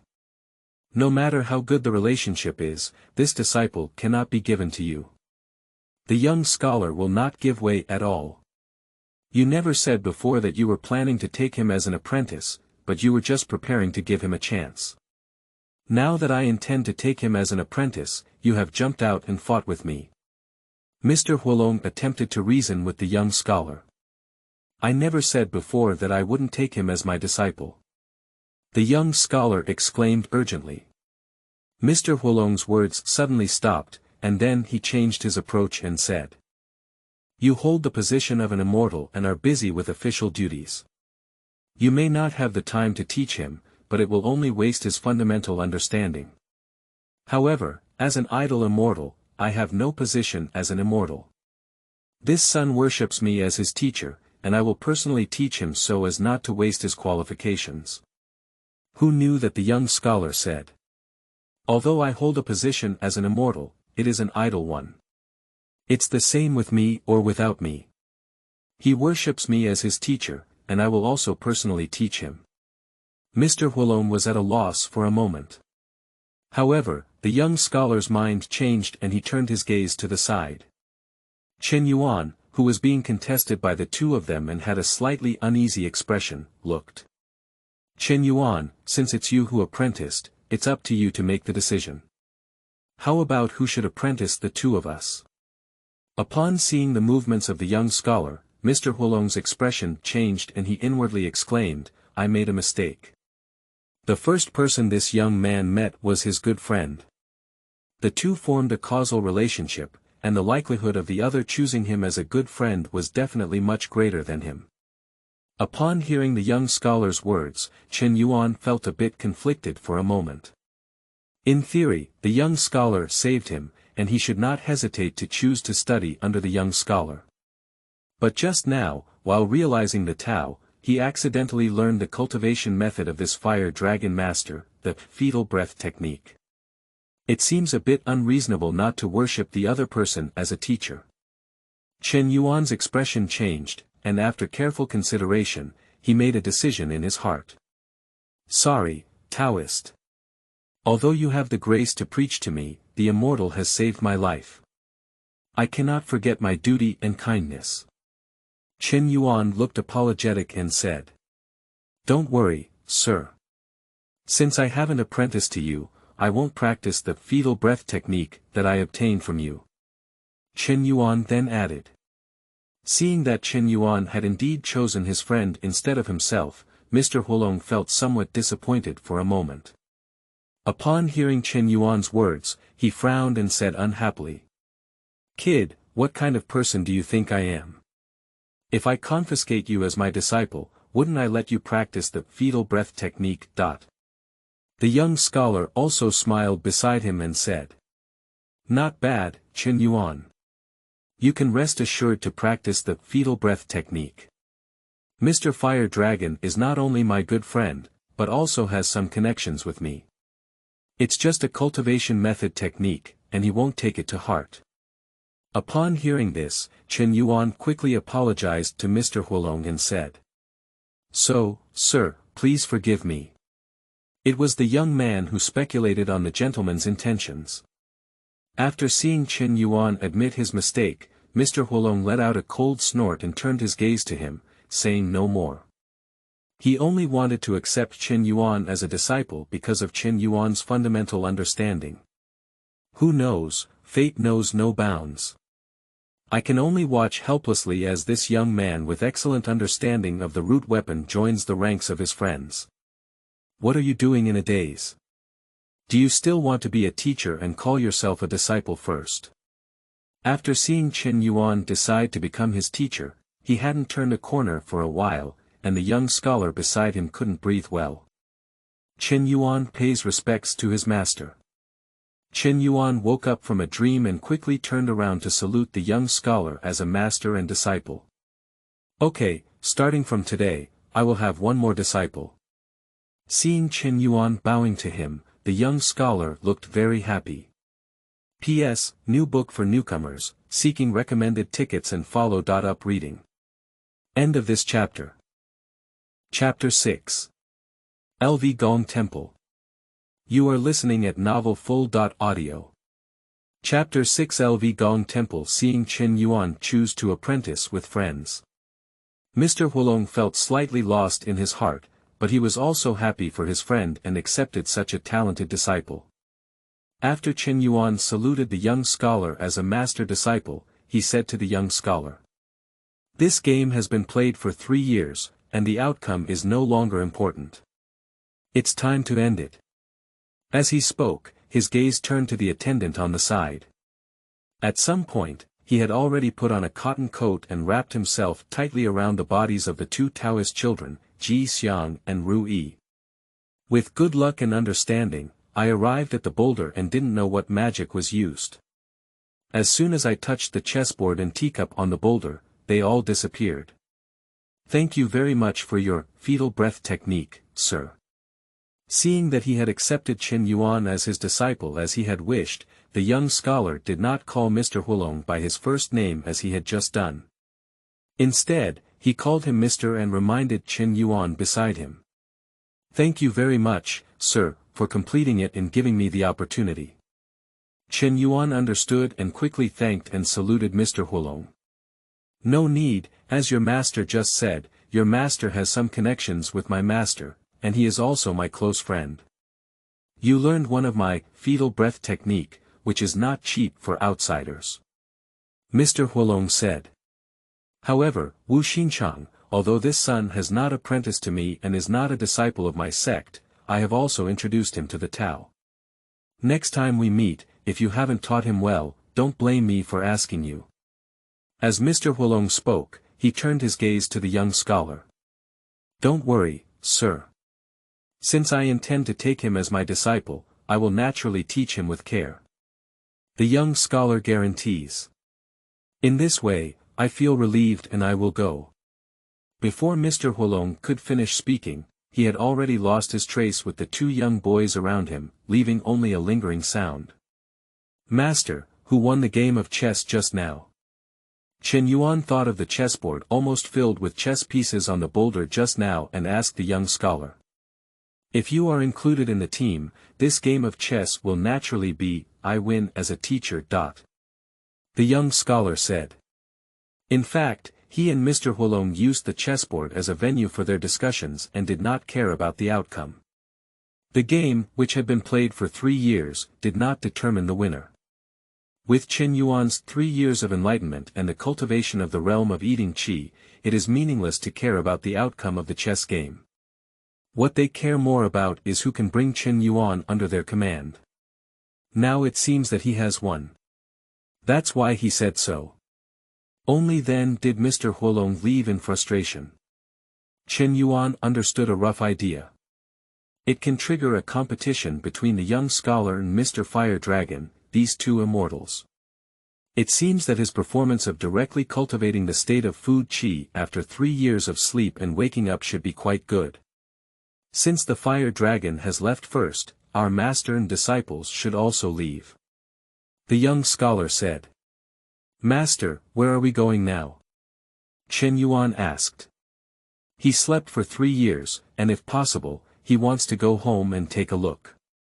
After not returning home for such a long time, I'm afraid his family thought he had encountered something unexpected. Although he is a traveler who travels through time, his emotions towards this family mainly stem from the memory of this body. But Chen Yuan's living relatives were extremely kind to him, and Chen Yuan couldn't bear to make them worry. Of course, find a place where I will officially teach you how to practice. The young scholar said. Master, I want to go home and take a look, declare peace to my family, and then follow my master to practice, so that my family won't worry for nothing. Chen Yuan smiled bitterly and said. What kind of peace do you want to report? Follow me first and teach you how to practice quickly. After sleeping for 3 years, you have unknowingly cultivated a state of food and energy, and have already embarked on the path of cultivation. As a teacher, as long as I teach you some cultivation knowledge and make you understand the inheritance of the school, I can let you leave. It's not too late for you to return home and report your safety. The young scholar said. Chen Yuan. He remembered the young scholar bringing him to play chess with Mr. Fire Dragon, and he said the same thing. Who knew that I slept for 3 years right away? Now that he worships the other person as his teacher, hearing his words again gives him a feeling of being on a thief's boat.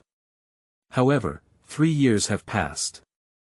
Following the young scholar on another trip doesn't seem like much of a deal. Since we have already entered the path of cultivation, we cannot have a partial understanding of the matter of cultivation, can we? Look at Chen Yuan no longer opposing. The young scholar said, since that's the case, let's go. The young scholar lifted Chen Yuan, and the master and disciple slowly ascended to the 9 heavens. They left Mount Taibai and headed towards a strange place. Soon they arrived at the place and fell into the clouds. Chen Yuan only then realized that he was standing in front of a bustling and grand temple. I saw this temple with red walls and green tiles, and flying eaves and corners. In the center of the temple, there are 3 characters written. Lucianci. And the worshippers who came to offer incense also flocked in and out of the gate of this temple. Master, where is this place? Chen Yuan exclaimed in surprise. He didn't expect that his master would take him to a temple. This is a temple built by the local people to commemorate their master's merits. You will live here for a period of time in the future. The young scholar explained to Chen Yuan. Master, your original surname was LV. It seems that this temple is my master's temple, Chen Yuan said. The young scholar finally remembered that although Chen Yuan had already worshipped him as his teacher, this disciple of Chen Yuan was not even aware of his master's name. So the young scholar said, remember, your master and my surname is LV Mingyan, and the common people often call me LV Xiangong. Chen Yuan wrote down his master's name in his heart and said, I have taken down my master's name. Upon hearing this, LV Yen smiled and said, okay, let's go. Follow me into the temple. As he spoke, he took the lead in walking into the temple, and Chen Yuan quickly followed suit. Chen Yuan followed his master LV Yen all the way and entered the main hall of the temple before realizing that there was a middle-aged Taoist statue enshrined in the hall, which was nearly 10 zhang tall, dressed in a moonlight white Taoist robe, wearing a pure yang scarf on the head, holding a brush in his right hand, caressing his long beard with his left hand, and carrying a long sword. The statue is enveloped in the smoke of incense candles burning in the cauldron below, giving off a sense of majesty. Chen Yuan glanced at the deity enshrined in the main hall and then at the young scholar like master beside him, feeling a bit confused for a moment. The deity enshrined in this hall may be the master, but it doesn't look like it either, does it? Chen Yuan muttered to himself in his heart. It seemed that he could see Chen Yuan's thoughts, but LV Yen smiled beside him and said. Don't worry about external appearances. I really like being a teacher, walking around the world with this youthful face. While Chen Yuan was talking to his master LV Yen, the incense burners around him all looked at Chen Yuan with strange expressions. Because there was a fluffy beard growing around his lips, a handsome young man who looked a bit messy actually muttered to himself in front of an empty body, as if he had lost his mind. Soon, the temple's blessings also arrived upon hearing the sound. The temple deity of this temple is an old Taoist named Chang Kongzi, wearing a blue Taoist robe and a lotus crown on his head. He is at the door, releasing signatures for the believers. Upon hearing the words of the surrounding worshippers, Chen Yuan thought he was a madman who came to the temple to cause trouble. He quickly arrived in time and was about to drive the young man out of the temple. Chen Yuan also noticed the believers around him, as well as the hurried temple Zhu Changkongzi. He said to Changkongzi, I am a newly recruited disciple of Lord LV Xian. I need to follow my master to practice and stay in the temple for a period of time. You don't need to worry about me. Upon hearing Chen Yuan's words, the believers around who came to offer incense suddenly became even more convinced that Chen Yuan was a madman. Many people looked at Chen Yuan's appearance and exclaimed with regret.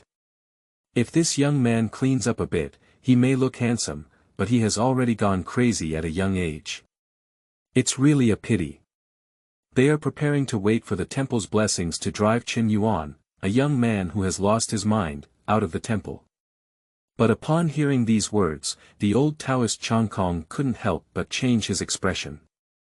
The mortal believers around may only think that this young man has lost his mind and is talking nonsense. But Chang Kongzi, who has been a temple goddess for a lifetime, knows that in almost every temple, there are true gods and immortals enshrined, and in the LV Gong temple where he is currently staying, the LV Xian Gong worshipped by him can be said to have a great background. However, it may be due to his lack of immortality, even as a temple goddess, he has never personally met this Duke LV. Since this young man is said to be a disciple of Lord LV Xian. If he talks nonsense, it will lead to cause and effect, and the immortal will punish him. If what he said was true, he would have caused a catastrophic disaster and offended the immortal disciples, which is equivalent to indirectly offending the immortals enshrined in this temple. Young master, please help yourself. In the end, Nagako left after leaving this sentence. This left ordinary believers who were gathered around to watch the excitement and come to offer incense, feeling extremely disappointed for a moment. However, this matter has always been just an interlude. Although there was a young man in the LV Gong temple who spoke crazily and pretended to be a disciple of the immortal LV Xian Gong. However, since they didn't even say anything about the temple blessings at Duke LV's temple, these ordinary believers who came to offer incense naturally don't need to meddle in their own affairs. So soon, the order in the temple returned to normal. Everyone should apply incense to those who need it, and those who need it should apply for a visa. This temple wish has a slight expression. After seeing Miao Zhu leave, LV Yen said contentedly beside him. If Miao Zhu insists on driving Chen Yuan away, he may have to personally come forward, which will lead to some twists and turns. From now on, you will live in this temple, and I will appear on time every day to teach you for 2 hours. If you are bored, you can also take a stroll in the city of Lujiang. Later, LV Yen said again. Lujiang City. Chen Yuan, she said. He suddenly remembered that 3 years ago, the girl Qin Jiangyue, who seemed to have a very different identity, had invited him to Lujiang City. Not bad, my LV Gong temple happened to be built outside of Lujiang City, not far from Lujiang City, only 10 miles away. LV Yen explained. If you want to go to Lujiang City to meet that Qin girl, you only need to walk less than an hour to enter the city, and it will take you half an hour to get there. LV Yen seemed to have thought of something and said with a smile in his eyes. Where does Master say that? I met Miss Qin by chance and didn't have a deep friendship. We only treated her as an ordinary friend. Since we had the chance to join Master's sect, we only want to focus on cultivating our martial arts and have no other thoughts at the moment. Chen Yuan shook his head and said, recognizing the teasing tone in his master LV Yan's words. This is his true thoughts in his heart. Since there are immortals in this world, and by chance, he has become a disciple of immortals, he can be said to have already stepped into the gate of immortality with 1 foot. Why bother seeking distance and pursuing the emotions of ordinary people? No matter how strong your emotions are compared to gold, with the harmony of the Qin and Se, after 100 years, they will be nothing more than a handful of dust. When Chen Yuan spoke, his expression was genuine and he didn't seem to be joking. LV Yen realized that this was his disciple's own matter, and it was not his master's turn to worry. Moreover, Chen Yuan wholeheartedly believed that as a master, he should feel happy. If Chen Yuan is a talented and beautiful person with only a child's personal affair in his heart, and he thinks about a young man before and after the moon, he may not necessarily accept Chen Yuan as his disciple. You stay in the temple first, and I will come to find you tomorrow. LV Yen forgot about this matter and left a sentence before disappearing under Chen Yuan's gaze. P.S. New and new works, seeking collection, seeking recommendation tickets, seeking follow-up reading. End of this chapter. Chapter 7. Gods are easy to see, immortals are hard to find. You are listening at novelfull.audio. Chapter 7. Gods are easy to see, immortals are hard to find. Miao Zhu dare not neglect Chen Yuan. After taking some time to wait for a slight decrease in the number of believers in the temple, I specially found a room in the backyard for Chen Yuan to stay in. Then he poured a basin of clean water for Chen Yuan, brought a towel, and asked him to wash up. Chen Yuan couldn't help but look at the reflection of the water in his basin and see his current image. His expression changed and he was startled. At this moment, I saw myself somewhat disheveled. The beard, which was originally not there, has grown to the chest level, measuring 8 or 9 inches. Due to reasons that have not been repaired, it is very fluffy. In addition, his hair, which was originally well organized, has also grown much longer, with hair tips scattered over his shoulders. No wonder when he first entered the temple, he was treated as a madman by the worshippers who offered incense in the temple. It seems that after sleeping for 3 years, although it feels like just a flick of my finger, my body's hair has not stopped growing. Chen Yuan let out a sigh. Later, he asked Miao Zhu for a razor, shaved off his fluffy beard, and tidied up his long hair. A handsome young man appeared again in the reflection of the water basin. Moreover, 3 years have passed, and due to his embarking on the path of cultivation, his facial features have gained an additional spiritual energy. With this spiritual energy, he, who could only be considered delicate in appearance, developed towards being handsome. At this moment, the abbot of the temple, holding a neatly stacked deep blue Taoist robe, walked in from outside. Taoist friend, since you claim to be a disciple of immortals, you have also entered the gate wall of the Taoist sect. Your clothes are already very old, and there is an idle Taoist robe in the temple. I don't know if it fits well, so you can just make do with it and put it on. Looking at the handsome young man who had shaved off his beard and dressed up again, he couldn't help but brighten his eyes. Previously, he had said to Chen Yuan that he was a disciple of Lord Lv and had some doubts. But after seeing Chen Yuan's true appearance, he had already believed 80.9%. Through later contact, he found that Chen Yuan's behavior was no different from that of ordinary people.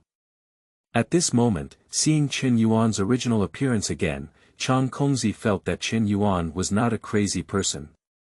Upon hearing this, Chen Yuan glanced at the neatly stacked Taoist robe in old Temple Zhu's hand.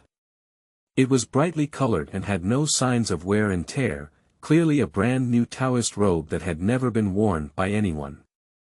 He was also missing a piece of clothing at this moment, so he immediately took the Taoist robe from Chang Kongzi's hand and said happily. So, thank you very much for the temple's blessings. Just when arranging a room for him to stay, Miao Zhu had already informed him of his name, and he knew that Miao Zhu's original name was Chang Kongzi. Since he came to his door, this long gap has been arranging a room, bringing him a clean water towel to wash up, and now a brand new Taoist robe. He has been taken care of very meticulously. Miao Zhu Changkong smiled and said, if you are truly a disciple of immortals, being able to come to this temple would truly make the temple shine brightly. There are immortals in this world, and in every temple, there are immortals enshrined. But unfortunately, the temple I am hosting is a fairy temple. Immortals are not like gods who are constrained by their divine positions and receive imperial edicts. They always stay in the temple without restraint, and no one knows where the immortals are. In addition, the Lv Gong enshrined in the Lv Gong temple is a true immortal who has attained enlightenment and has numerous temples. This Lu Gong temple is just one of the many temples dedicated to the public of Lu. Even among a group of immortals, Lord Lv has a great reputation. Without immortality, it is difficult to see. Although he has served as a temple deity in this Lu Gong temple for more than 10 years. But it was not destined to meet the true immortal. Upon hearing the words of Miao Zhu Changkong, Chen Yuan was shocked to see that the identity of this immortal disciple was extraordinary. It turned out that a Temple Zhu had spoken words that shone brightly. Not right. Later, Chen Yuan reacted and others said that it was understandable. But this old Taoist named Chang Kongzi, who is the temple goddess in his master's temple, has never seen his master before. Chen Yuan asked curiously, according to the meaning of the Temple Zhu, as the Temple Zhu of the Lv Gong temple, I have never seen my master before. Miao Zhu Changkong smiled bitterly and said, if a mortal has no immortal fate, how can one see a true immortal? Later, the temple chief Kongzi asked Chen Yuan, have you ever heard a word from a Taoist friend?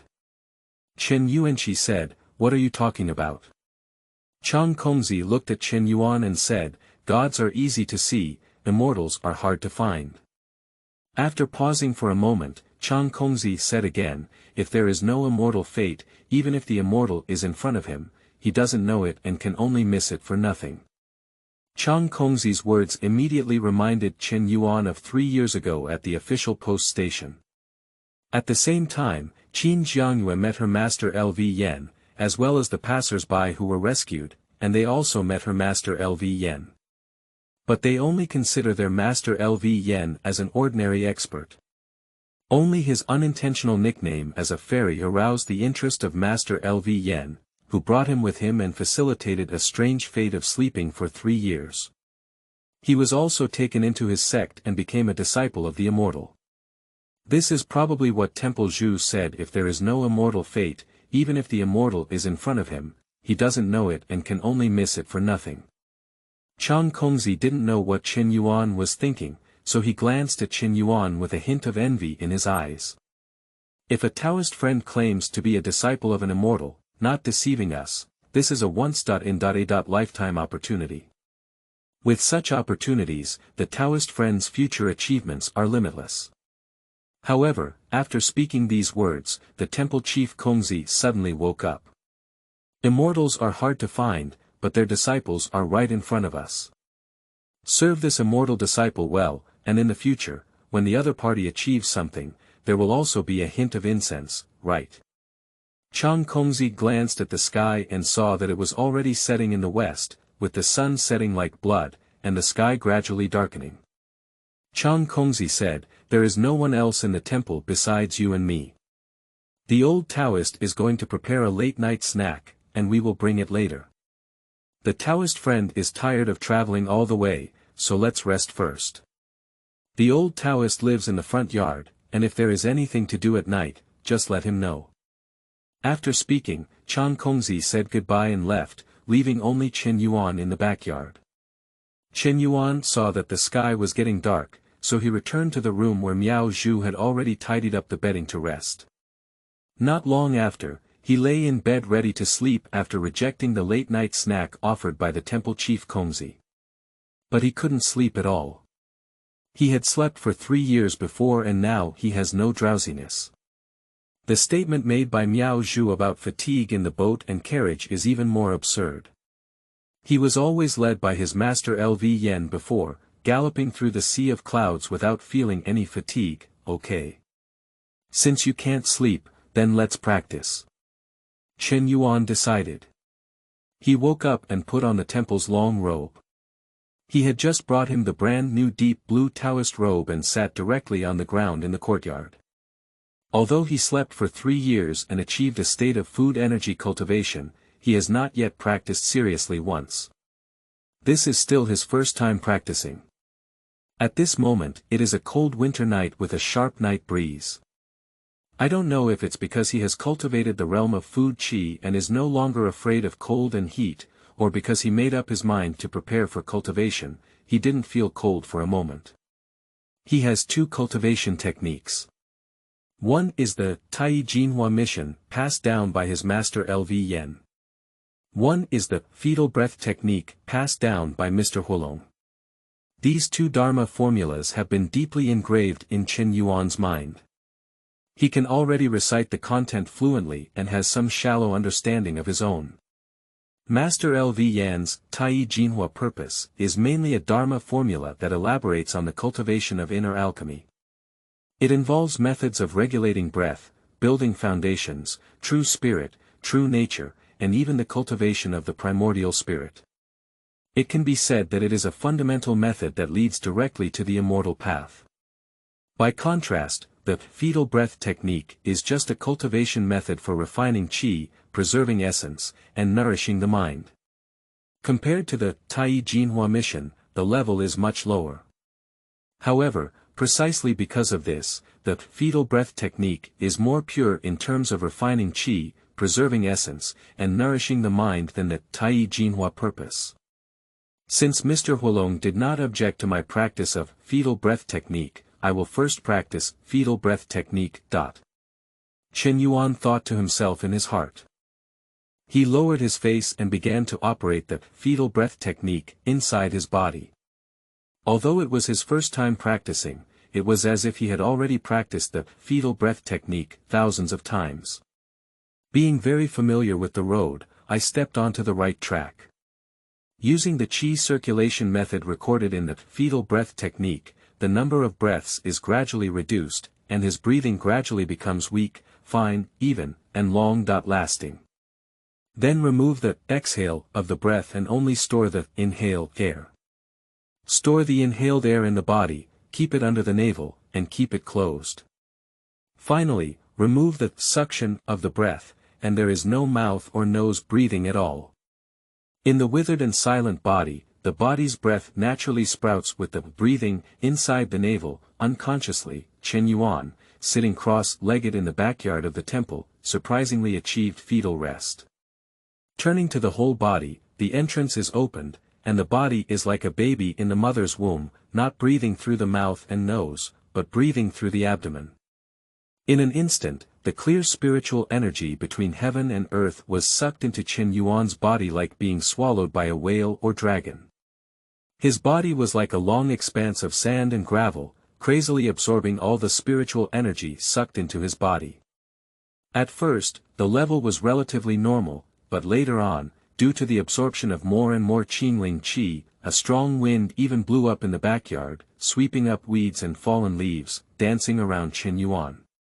But Chen Yuan was in the center of the strong wind, yet he remained motionless. The temple chief, Gongzi, who lived in the front hall to prevent thieves from entering the Gong temple at night, heard the commotion in the backyard and thought something had happened. He hurriedly ran over from the front yard, wearing a shoe heel and a Taoist robe. Coincidentally, he saw the scene happening in the backyard. His hands, which were originally tying his Taoist robe and belt, couldn't help but hang down and froze in place for a moment. This. Changkong Zi's beard trembled slightly, and his lips trembled slightly. It seems that this Taoist friend did not deceive the old Taoist. He is really a disciple of immortals. After a long time, Nagako, who had come to his senses, let out a long sigh. Ordinary practitioners cannot handle such a huge movement.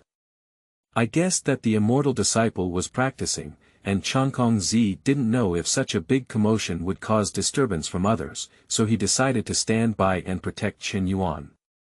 This great movement lasted for an hour before finally stopping. The strong wind dissipated, and the weeds and fallen leaves dancing in the air also fell to the ground. After practicing the fetal breath technique once, Chen Yuan felt completely refreshed, as if he had slept a full night and woke up feeling refreshed and refreshed. He opened his eyes and only then did he realize that the temple goddess Changkong, wearing a lotus crown, had arrived and was guarding beside him. At first glance at the messy backyard, he guessed that it was caused by his own cultivation. Chen Yuan apologized and said, "I'm sorry, Changkong Temple Zhu has dirtied your backyard." Who knew that Chang Kongzi shook his head repeatedly, as if looking at a big treasure, his eyes shining with gold as he looked at Chen Yuan in front of him. "It's okay, the yard is dirty.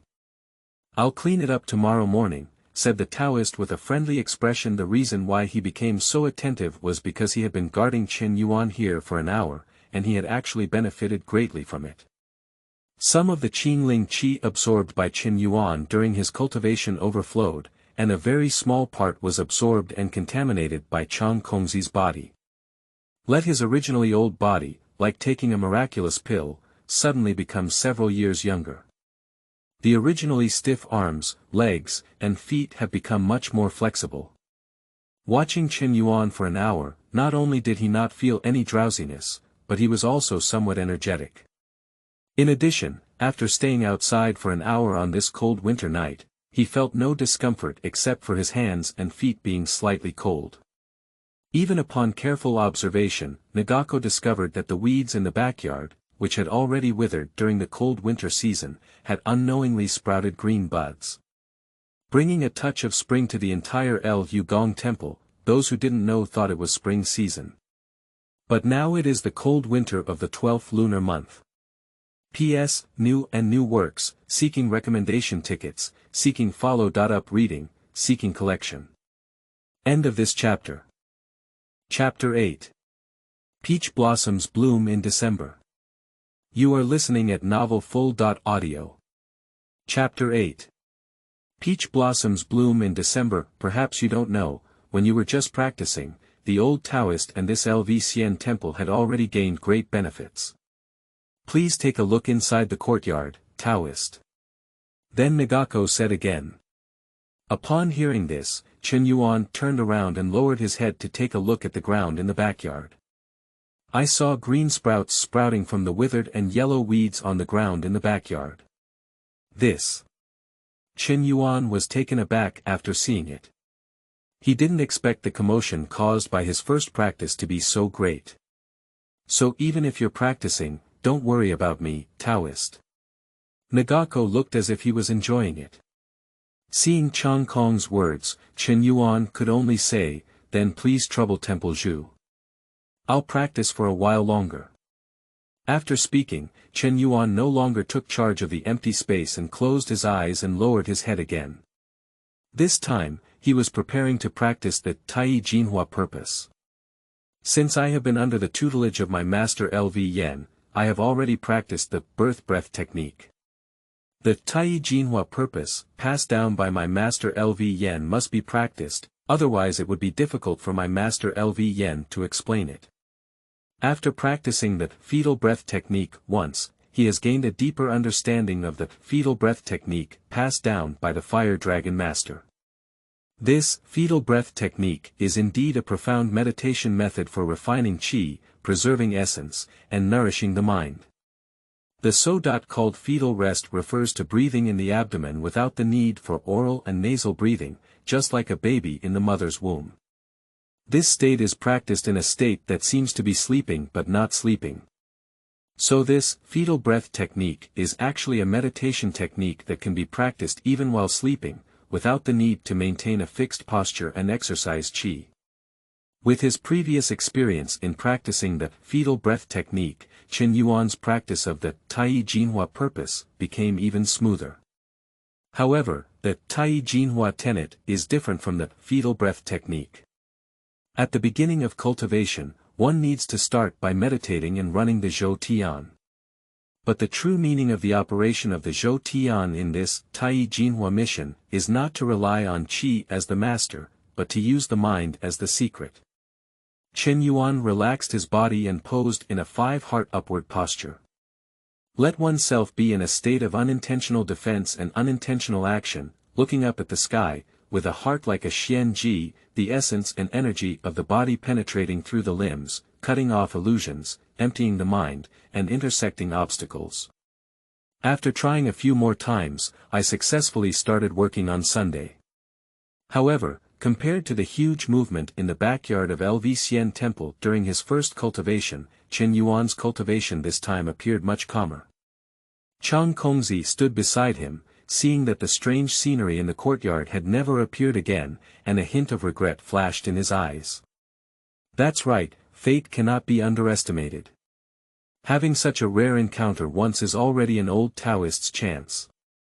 How dare you expect a second chance? The old Taoist Kong Zi secretly thought to himself. During Chen Yuan's cultivation. 10 miles away, within the city of Lujiang. Located in the east of Lujiang, a Chenghuang temple with huge scale and more incense than the Gong temple. Direct access to a realm that is unreachable by strangers, and where demons and monsters roam within. A tall and upright middle-aged man, nearly 10 zhang tall, wearing a blue official robe and a dignified face, is sitting upright in the main hall of this square realm.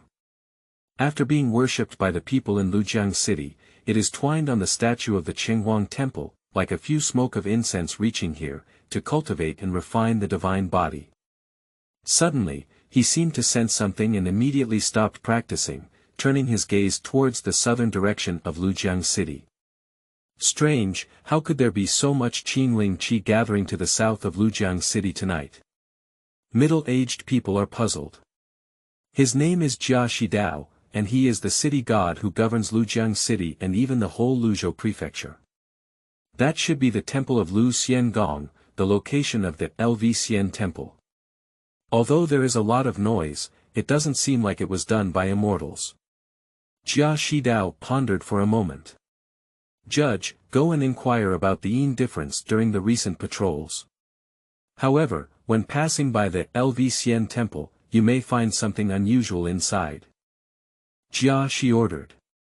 As soon as he finished giving the order, a moment later, a literary judge wearing a gauze hat, wearing an official robe, with long beard, a kind face, and a kind eye, with a good and evil book in his left hand and a judge's pen in his right hand, walked out from the side.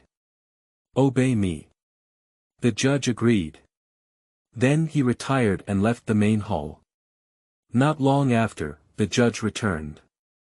At this moment, he was accompanied by a gloomy figure wearing soap clothes, with a pale face, a long sword hanging from his waist, and a slightly uneasy expression. I would like to inform the city god that these past few days, it has been this Yin tribe patrolling the south of the city. He said that there is no abnormality in the LV Xian temple, but yesterday noon, a young man with a messy appearance and a crazy speech came to the LV Xian temple, saying that he is a disciple of an immortal and wants to live in the temple. I offended the believers who were offering incense in the temple at that time and wanted to drive out this crazy young man. However, who knew that the temple Zhu in the Hulvexian temple did not listen to the suggestions of the believers, but instead kept the crazy young man. The literary judge will truthfully tell the words asked from the mouth of Yin Cha. Is that so? After Judge Wen finished speaking, Jia Shi looked at the villain behind Judge Wen. Report to the city god that what the judge said is true and accurate. Yin difference corresponds to the Tao. Crazy young man, claiming to be a disciple of immortals. When Jia Shi, the city god, heard the words, he immediately began to meditate. Perhaps the recent commotion was caused by that crazy young man. Is this person a disciple of Lord LV Xian? Jia Shi said in his heart. The Qingling Qi can only be activated by cultivators or immortals who have inherited the Taoist tradition during cultivation. But just now, in the south of Lujiang City, there was a strange movement of clear spiritual energy. Although it was large in scale, it didn't seem like the hand of a fairy. If it were indeed a disciple of Lord LV Xian who appeared, he would really need to come and pay his respects. Jia Shi, the city god, thought in his heart. This LV Xian Gong not only has extremely strong personal strength, but also is a famous Taoist true immortal. He holds important positions in the heavenly court and holds a very high position, making him the highest-ranking immortal in the heavenly court. So even though he appears to be the city god of Lujiang, he is actually in charge of the territory of a state, and his status is equivalent to that of the city god of the prefecture, and he must be careful when dealing with it. In addition, outside the city of Lujiang, where his Chenghuang temple is located, there is also a temple called Hulvexian Temple, which is the temple of Hulvexian Duke. Although there are many temples to worship Hulvexian Gong in the world, Hulvexian Temple is only one of them. But on weekdays, Jia Shi, the city god, still sends evil men to pay more attention to Hulvexian Temple when they patrol. I am afraid that under my own rule, some inexperienced demons and ghosts may break into the temple, disturbing the Duke of LV and damaging my impression in his heart. If there is such a big commotion, it's only likely that it will happen. After observing for 2 more days, if that young man is really a disciple of Lord LV Xian, I will personally come and visit him. Jia Shi, the city god, decided to go. I usually can't get along with characters like LV Xian Gong. But if one takes a roundabout approach and befriends his disciples, it can also be a method. There was nothing to say overnight. Chen Yuan practiced all night in the yard. The next day, a thin layer of frost fell on the ground of the yard. The warm winter sun has just emerged, but I can't feel any warmth. Chen Yuan was sitting on a small table under the eaves of the backyard, eating breakfast prepared by Miao Zhu Changkong. 2 large steamed buns with leek leaves, plus a bowl of hot, dark yellow millet congee. Although it is relatively light for Chen Yuan, who has not eaten any grains for 3 years, he still finds it very delicious. Eating made my whole body sweat slightly, which was very satisfying. Just then, a noisy sound came from outside. Just as Chen Yuan felt strange, Miao Zhu Changkong ran out of the room with a flustered expression. "What's wrong? Why are you so panicked?" Chen Yuan, she said. "It's not because of last night's cultivation as a Taoist friend." Nagako smiled bitterly. In order to decorate, before the construction of the Cultivation temple, 8 peach trees were planted on the open space by craftsmen. 1 tree died and 7 survived. Now, these 7 peach trees have lived for more than 30 years, with the smallest being like a big bowl and the thicker being like a small barrel. It's now the cold winter season, and these peach trees only have bare branches left. However, last night, without realizing it, they sprouted green buds and sprouted flower buds. Some branches even had peach blossoms in full bloom. After being seen by several believers who came to offer incense in the morning, they immediately thought they had seen a miracle and returned to Lujiang City to promote it.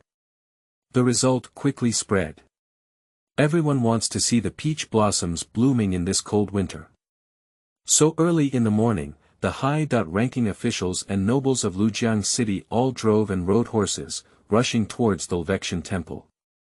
At this time, hundreds of people had already arrived outside the temple, surrounding it tightly and increasing in number. These people still want to go into the temple to pay homage to Lord Lv. Fortunately, I was clever and closed the open temple door again. Otherwise, the threshold of the Lv temple would probably be broken by the crowded crowd today. Nagako explained something. After listening to Chang Kongzi's explanation, Chen Yuan was somewhat surprised. He didn't expect that just practicing would cause such a big sensation. It's December now, and the temperature is low and cold. The peach trees that sprout green buds and bloom with peach blossoms will wither again in a few days, and the crowd will naturally disperse. Chen Yuan thought for a moment and said. Upon realizing this truth, Chang Kongzi's eyes lit up and he said, "You are wise and reasonable." Later, Chang Kongzi said, "Since that's the case, then the Lv temple will be closed for a day. Otherwise, if there are too many believers who will come to see the excitement later, it may miss out on the purity of the Taoist friends." Chen Yuan thought about it and said, "Just look at the temple wishes and do them." Chang Kongzi originally wanted to leave, but he stopped walking and said, "By the way, Taoist friend, if outsiders ask, how should the old Taoist explain the strange phenomenon that happened in the temple?" Chen Yuan Dao said, "When I first came to the temple, something like this happened. I'm afraid it might be associated with others. The temple wishes only need to say that I don't know." Chang Kongzi said, "With your words, the old Taoist will know how to do it." After speaking, the temple chief, Kongzi, said goodbye and left. In the backyard, only Chen Yuan remained. "You have a good life. How can you eat steamed stuffed buns with hot congee?" Just after eating the hot congee and steamed stuffed buns, a familiar voice came to my ears. Chen Yuan turned around and saw a young man with an elegant demeanor, wearing a long robe and holding a peony folding fan in his hand, dressed as a scholar, standing in the yard, looking at him with a smile in his eyes. "It is Chen Yuan's master, Lv. Master, do you want to eat? It was sent by the temple blessings from your temple, and I will have the temple blessings prepare another one." Chen Yuan casually said. "No need." Lv shook his head and refused. Then he moved his earlobe and seemed to hear the noise outside the temple door, turning his head to look outside. Suddenly, his gaze was unobstructed, piercing through the wooden doors on the walls and seeing the peach trees blooming outside the temple, as well as the scene of crowds. "You caused all the commotion outside the temple. Did you practice last night?" LV Yen immediately guessed the culprit behind the commotion outside the temple and turned his gaze to Chen Yuan. P.S. For collection, for recommended tickets, for follow-up reading. End of this chapter. Chapter 9. The Hidden Immortal Meridian. You are listening at novelfull.audio. Chapter 9. The Hidden Immortal Meridian. Chen Yuan nodded and said, "It was caused by a disciple. Last night I couldn't sleep, so I thought that although I met my master and had a chance encounter with a fairy, I had unintentionally cultivated a state of food and energy after sleeping for 3 years. However, I had never practiced before, so I spent the whole night practicing in the yard. Who knew it would cause such a big commotion?" Chen Yuan smiled bitterly. LV Yen smiled and said, "A single cultivation has caused such a big commotion. It seems that you have already achieved great success in your food energy realm." Chen Yuan was puzzled and asked, "Has the state of food and energy been fully achieved?" Seeing that his disciples didn't understand his own meaning, LV Yen explained. There is no saying of achieving great success in the realm of food qi. If it is achieved, it is achieved; if it is not achieved, it is not achieved. However, your cultivation of the food energy realm is unique, not achieved through decades of daily hard work, but through 3 years of enlightenment and sleep. Therefore, although you have achieved the food energy realm before, it is not considered complete. Only after the first cultivation can your body be filled with elemental essence and energy, and your food energy state can be considered completely completed. Upon hearing Master LV Yan's explanation, Chen Yuan suddenly said, "I see." LV Yan continued. That's why your first practice caused such a big commotion, bringing back the withered grass and blooming peach trees in winter. The realm that others can cultivate for as little as 10 years, and as much as a lifetime, was completed by you in 3 years' sleep last night, absorbing a huge amount of pure spiritual energy into the LV Xian temple, causing a huge stir. LV Yen looked up and down at Chen Yuan, seeing that his whole body was now full of elemental energy, and a glimmer of satisfaction flashed in his eyes. He said again, "I originally planned to remind you today, but I didn't expect you to take a step forward and accidentally complete the cultivation of the food qi realm. It's just right. Now that your Yuan Jing and Yuan Qi are complete, you can try the next level of cultivation."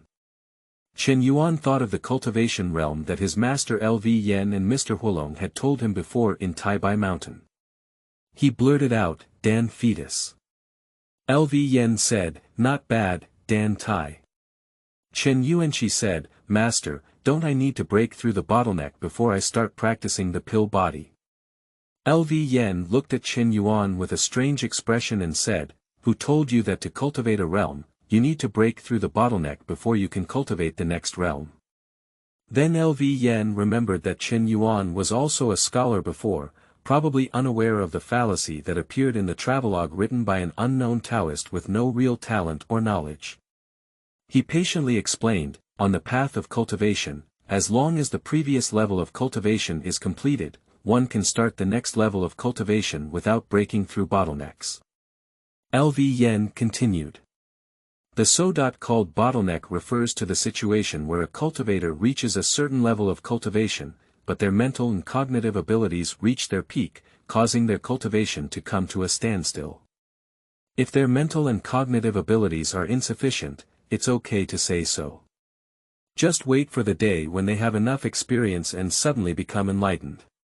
If there is insufficient understanding of the root tool, then there is no way to save it. Give up completely.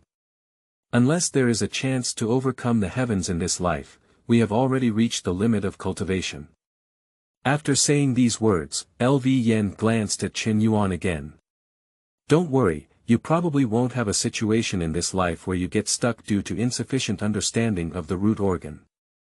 It's highly likely that you get stuck due to insufficient mental state. However, you should not be complacent because of this. The path of cultivation is full of thorns and hardships, and no one can say for sure which step you can take. Upon hearing the admonition conveyed in LV Yan's words, Chen Yuan respectfully bowed to his master LV Yan and said, "Thank you very much for your guidance."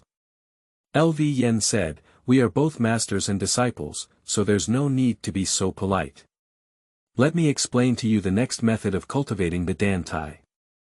LV Yen asked Chen Yuan, "Do you know what a Dan fetus is?"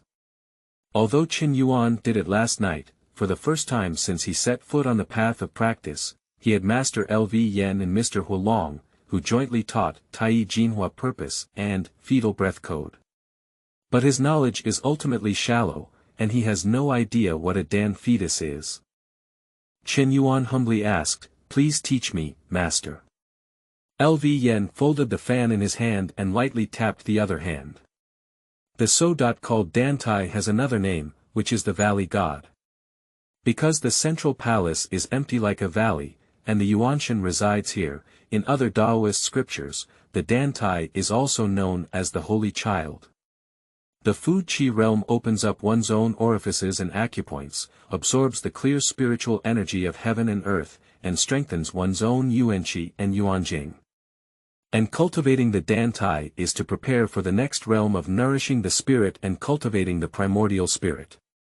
Chen Yuan listened attentively, not daring to wander. For him, who has just embarked on the path of cultivation, every word spoken by his master LV Yen is extremely precious. This lecture lasted for 2 hours. As soon as 2 hours arrived, LV Yen stopped teaching. LV Yen asked Chen Yuan, "Did you practice the Tai Jinhua Purpose as a teacher last night?" Chen Yuan said truthfully, "I have practiced." Upon hearing Chen Yuan's answer, LV Yen looked very satisfied and said, "Okay, not bad. I didn't disappoint my teacher, I just went to practice the birth breath technique. LV Yen said again, "Although the fetal breath technique is extraordinary and can be practiced in sleep, it is a way to preserve essence, refine qi, nourish the mind, and ultimately cultivate the upper multiplication method of the first naive qi and form the great pill, but it only ends here." The Tai Jinhua tenet created by the teacher is also a dharma that can directly point to the path of immortality, and is no worse than this cultivation method of the hidden immortal lineage. Therefore, one must not sacrifice the essence for the end. Chen Yuan keenly noticed a hint of arrogance in LV Yan's tone as he spoke these words. However, Chen Yuan thought of the 2 cultivation techniques he had learned from his master LV Yan and Mr. Huolong. One is self-created, while the other is a method passed down from a sect. It can be seen from this that Master LV Yen indeed has the qualification to be proud. It seems that my master is also a stunning genius. Chen Yuan thought to himself. Being able to create a cultivation method that directly points to the immortal path, how can it be described as a talent? Master, what is the hidden immortal lineage? Chen Yuan was curious when he heard from LV Yen just now that he mentioned the hidden immortal lineage. Well, I'll tell you about this matter, so that you can gain some knowledge. When Chen Yuan asked about the hidden immortal lineage, after all, today's teaching had already ended. LV Yen smiled and said, "Although there are not many disciples of this hidden immortal lineage, they are all extraordinary talents and have achieved remarkable results. According to legend, their ancestor was the Crown Prince Laozi, one of the 3 cleans. Laozi passed on the teachings of Guan Lingyin, who opened the sect, Guan Lingyin, who passed on the teachings of Ma-yi Daoist Li He, Ma-yi Daoist Chen Shi, and Chen Shi passed on the teachings of Fire Dragon Master. And the birth breath technique that you practice is fully named Chen Shi birth breath technique, do you understand?" Chen Yuan immediately realized. That is to say, the fetal breath technique he practiced was passed down by the master of the hidden immortal One Vein Fire Dragon Master. This hidden immortal lineage, except for the Grand Master Laozi who preached and the founder Guan Lingyin, has a relatively unknown reputation, but their strength cannot be underestimated. LV Yen continued. I can't believe that Mr. Fire Dragon is actually inherited from a Taoist school with such a huge background. Chen Yuan is an outsider. One of the 3 pure ones, the Taoist ancestor Tai Shang Laozi, even as a traveler, he had heard of the other's name. Student, have you ever regretted choosing to become a disciple instead of joining the Fire Dragon Master's sect? Seeing Chen Yuan exclaim so much, LV Yen joked.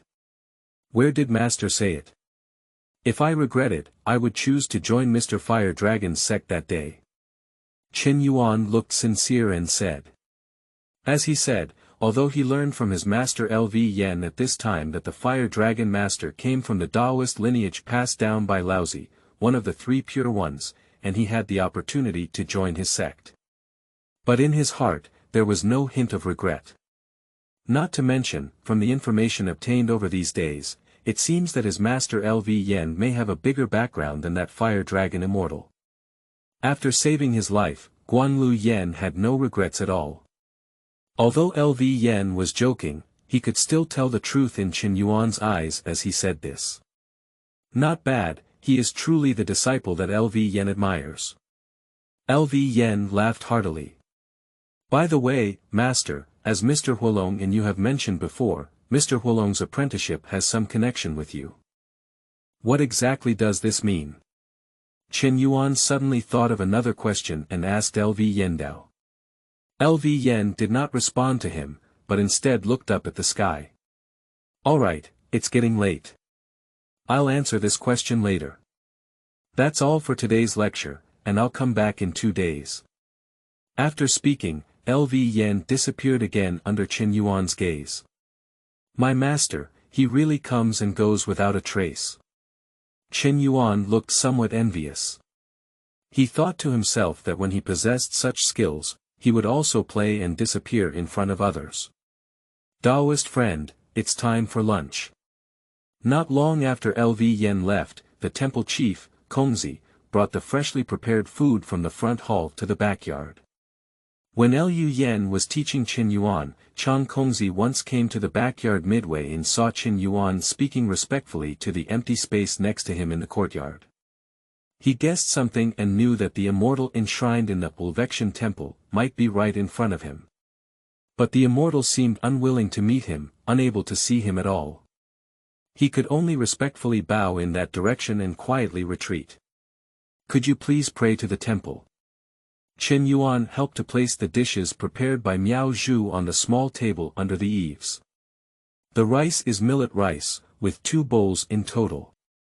Chen Yuan and Chang Kongzi each have 1 bowl. The dish is stir-fried bamboo shoots, and there is also an old hen stewed with mushrooms. The vegetables are all wild vegetables from the mountains, but this killed old hen doesn't know where Chang Kongzi came from. Taoist friend, is the person you just talked to in the courtyard LV Xian Gong. After sitting down, Chang Kongzi ate with Chen Yuan and looked at him curiously asking questions. My master's name is LV Yen, and he said this is his temple. If he's not mistaken, the LV Xian Gong enshrined in the temple should be him. Chen Yuan picked up a piece of crispy stewed hen meat and took a beautiful sip of the soup, putting it in his mouth to chew, while responding. He hasn't eaten meat for a long time. Especially during his time at the post station before, he had a psychological shadow over eating meat. Fortunately, this is hen meat. If it were pork, he might not necessarily eat it. LV Yen. So this is the name of Duke LV Xian. Nagako was amazed. The name of Duke LV Xian is widely circulated among the people of Daong, and many people know his deeds of subduing demons and eliminating demons. But everyone only knows that this immortal's name is Lu Xian Gong. But no one knew that this Duke of LV Xian was originally named LV Yen. Even his temple wish didn't know the name of Lord LV Xian, and it was unexpected that the young man in front of him knew it. The illusion triggered by the other party's cultivation last night, combined with the eerie scene just now, confirmed that Chen Yuan's identity as a disciple of the Immortal was firmly established by Chang Kongzi. P.S. For collection, for recommended tickets, for follow-up reading, it is important to follow up. Please help and support us. End of this chapter. Chapter 10. Lamb Braised Cake. You are listening at novelfull.audio. Chapter 10 Lamb Braised Cake. After closing the door for a day, the LV Xian temple reopened the next day. The spectacle of peach blossoms blooming in winter has attracted a constant stream of onlookers from Lujiang City to the entrance of Cultivation Temple. Miao Zhu Changkong kept in mind Chen Yuan's instructions, and when the believers asked about the reason for the winter peach blossoms blooming outside the Cultivation Temple, he only said that he did not know.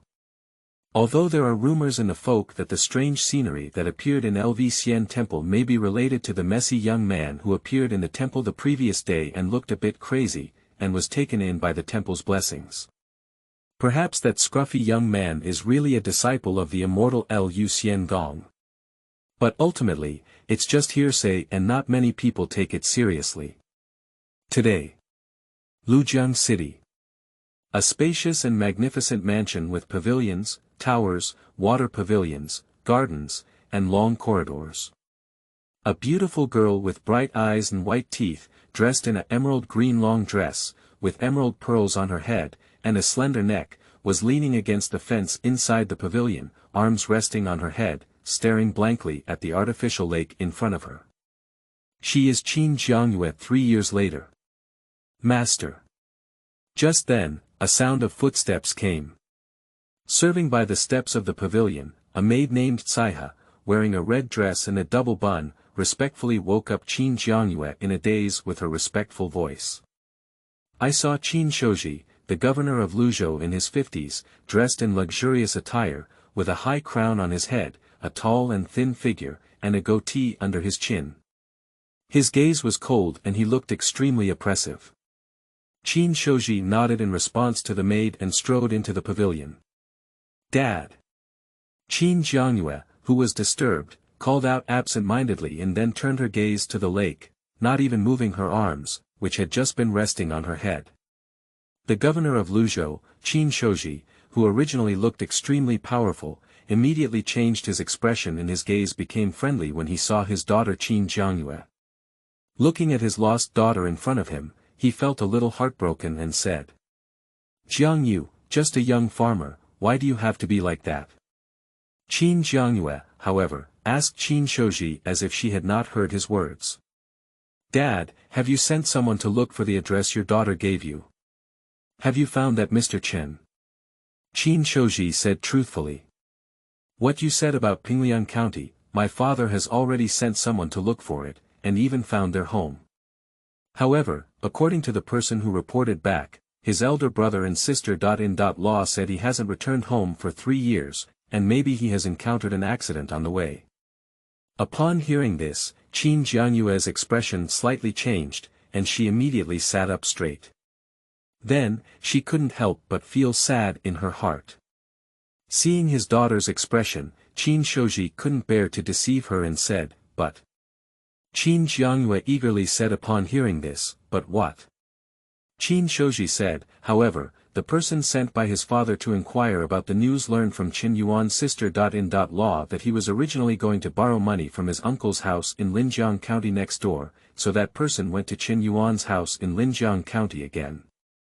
Chen Yuan urgently asked, have you ever found Prince Chen? According to Chen Yuan's uncle and his family, Chen Yuan had never been to Linjiang County 3 years ago.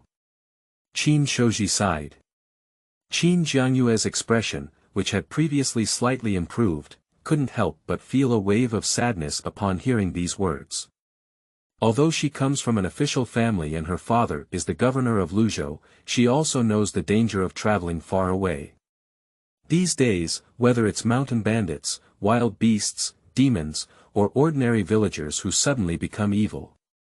For people who go out alone, it is a huge danger. Even with a noble status like her, she almost died in that post station when she was accompanied and protected by guards. Not to mention a young scholar who is alone and has no self-protection ability.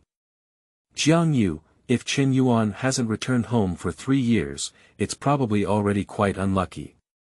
If you're willing, even the young talents in Luzhou and the whole world can be chosen by you, so don't worry about him anymore. Seeing the sadness in his daughter's eyes, Qin Shoji persuaded him. He didn't originally believe that the young farmer named Chen Yuan was worthy of his daughter. Although the other party saved their daughter's life, kindness comes from grace and cannot be confused with their daughter's marriage. If the other party is alive, he can't promise them a good future and thank them with a lot of money. Even if he helps the other party embark on an official career and acts as a matchmaker to propose a marriage, it is not impossible. However, he will never agree to his daughter marrying the other party. Dad, where did you think? My daughter asked Dad to search for Mr. Chen, just to repay the life-saving kindness 3 years ago. In addition to feeling sad in her heart, Chen Yuan explained. Since parting over Lujiang City 3 years ago, she has had a deep memory of that Chen Yuan and Chen Gongzi in her mind. Seeing that the 3-year period had passed, the other party did not come to Lujiang City as agreed. She asked her father to send someone to Pingjiang County where the other party was located to search for the young Master Chen. Who knew this search, but found a bad news. Dad, do you think Mr. Chen will follow that expert to practice? Chen Yuan suddenly had a whim. After all, the expert cast a spell that day and sent her home. The young man named Chen Yuan still followed the expert without leaving. Who would know what happened afterwards? There is a possibility, but not much. Chen Shou shook his head straight. High school apprentices have requirements for qualifications, intelligence, and character. He does not believe that an ordinary young man from a farming family who has read several books can be favored by high school students. After Chen Yuan returned, she also told Chen Shouji about her experiences, but Chen Shouji looked puzzled after listening. Because he had never found a master himself to rescue his daughter at that time. He did know the 2 experts with real abilities, but his friendship with these 2 experts was not deep. He came to his door twice with a special gift, but although the gift was accepted by the experts, he politely refused to offer it. Helplessly, at that time, he could only hold the idea of becoming a living horse doctor with a dead horse, and worshipped all the immortal temples around Lujiang City. Who knew that a miracle had actually happened? Not only did a skilled person step forward and save his daughter, but he also safely brought her back. Chen Shouji's words dimmed Chen Jianyue's expression.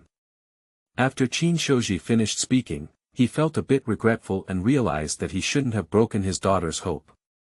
Chen Shouji hurriedly said, by the way, Jiangyu, it is said that outside the Lvexian temple in the south of the city, there is a strange scene of peach blossoms blooming in the 12th lunar month. If you have nothing to do, you can go to the Lvexian temple to relax. Chen Jianyue said with a somewhat wooden expression, I understand, Dad. If there's nothing else, my daughter will go. Seeing Chen Jianyue's sad expression, Chen Shouji couldn't say anything more. Serve the young lady well. After instructing the maid Saiha, she sighed and left. Only Chen Jianyue, who was sitting by the railing of the pavilion with a sad expression, and the maid waiting beside her were left.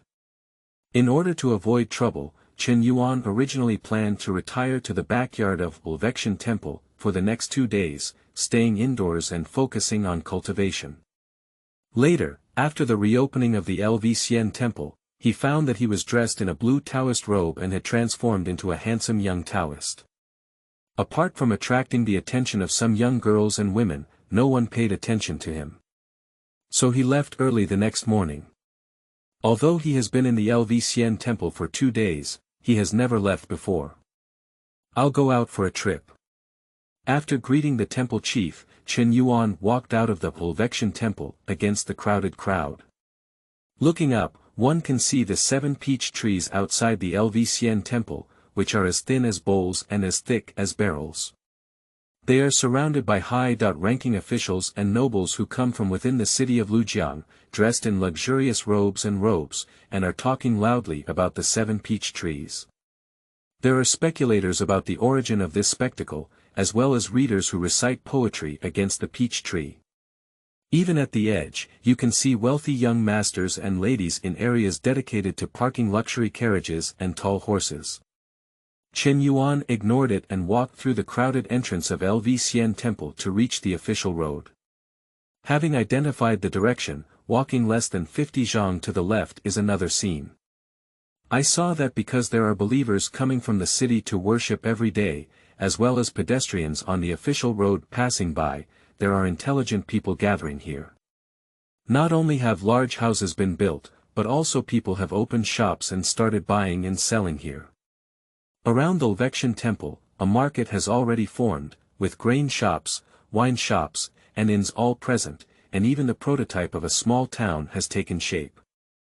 Chen Yuan saw a shop with square, stewed pancakes written on cloth, hanging on the flagpole in front of the door, serving as a sign. Inside, there were 3 to 5 guests, so he walked in. The owner of the shop is a thin and short middle-aged man with an apron tied around his waist, dark skin, and a simple and honest appearance.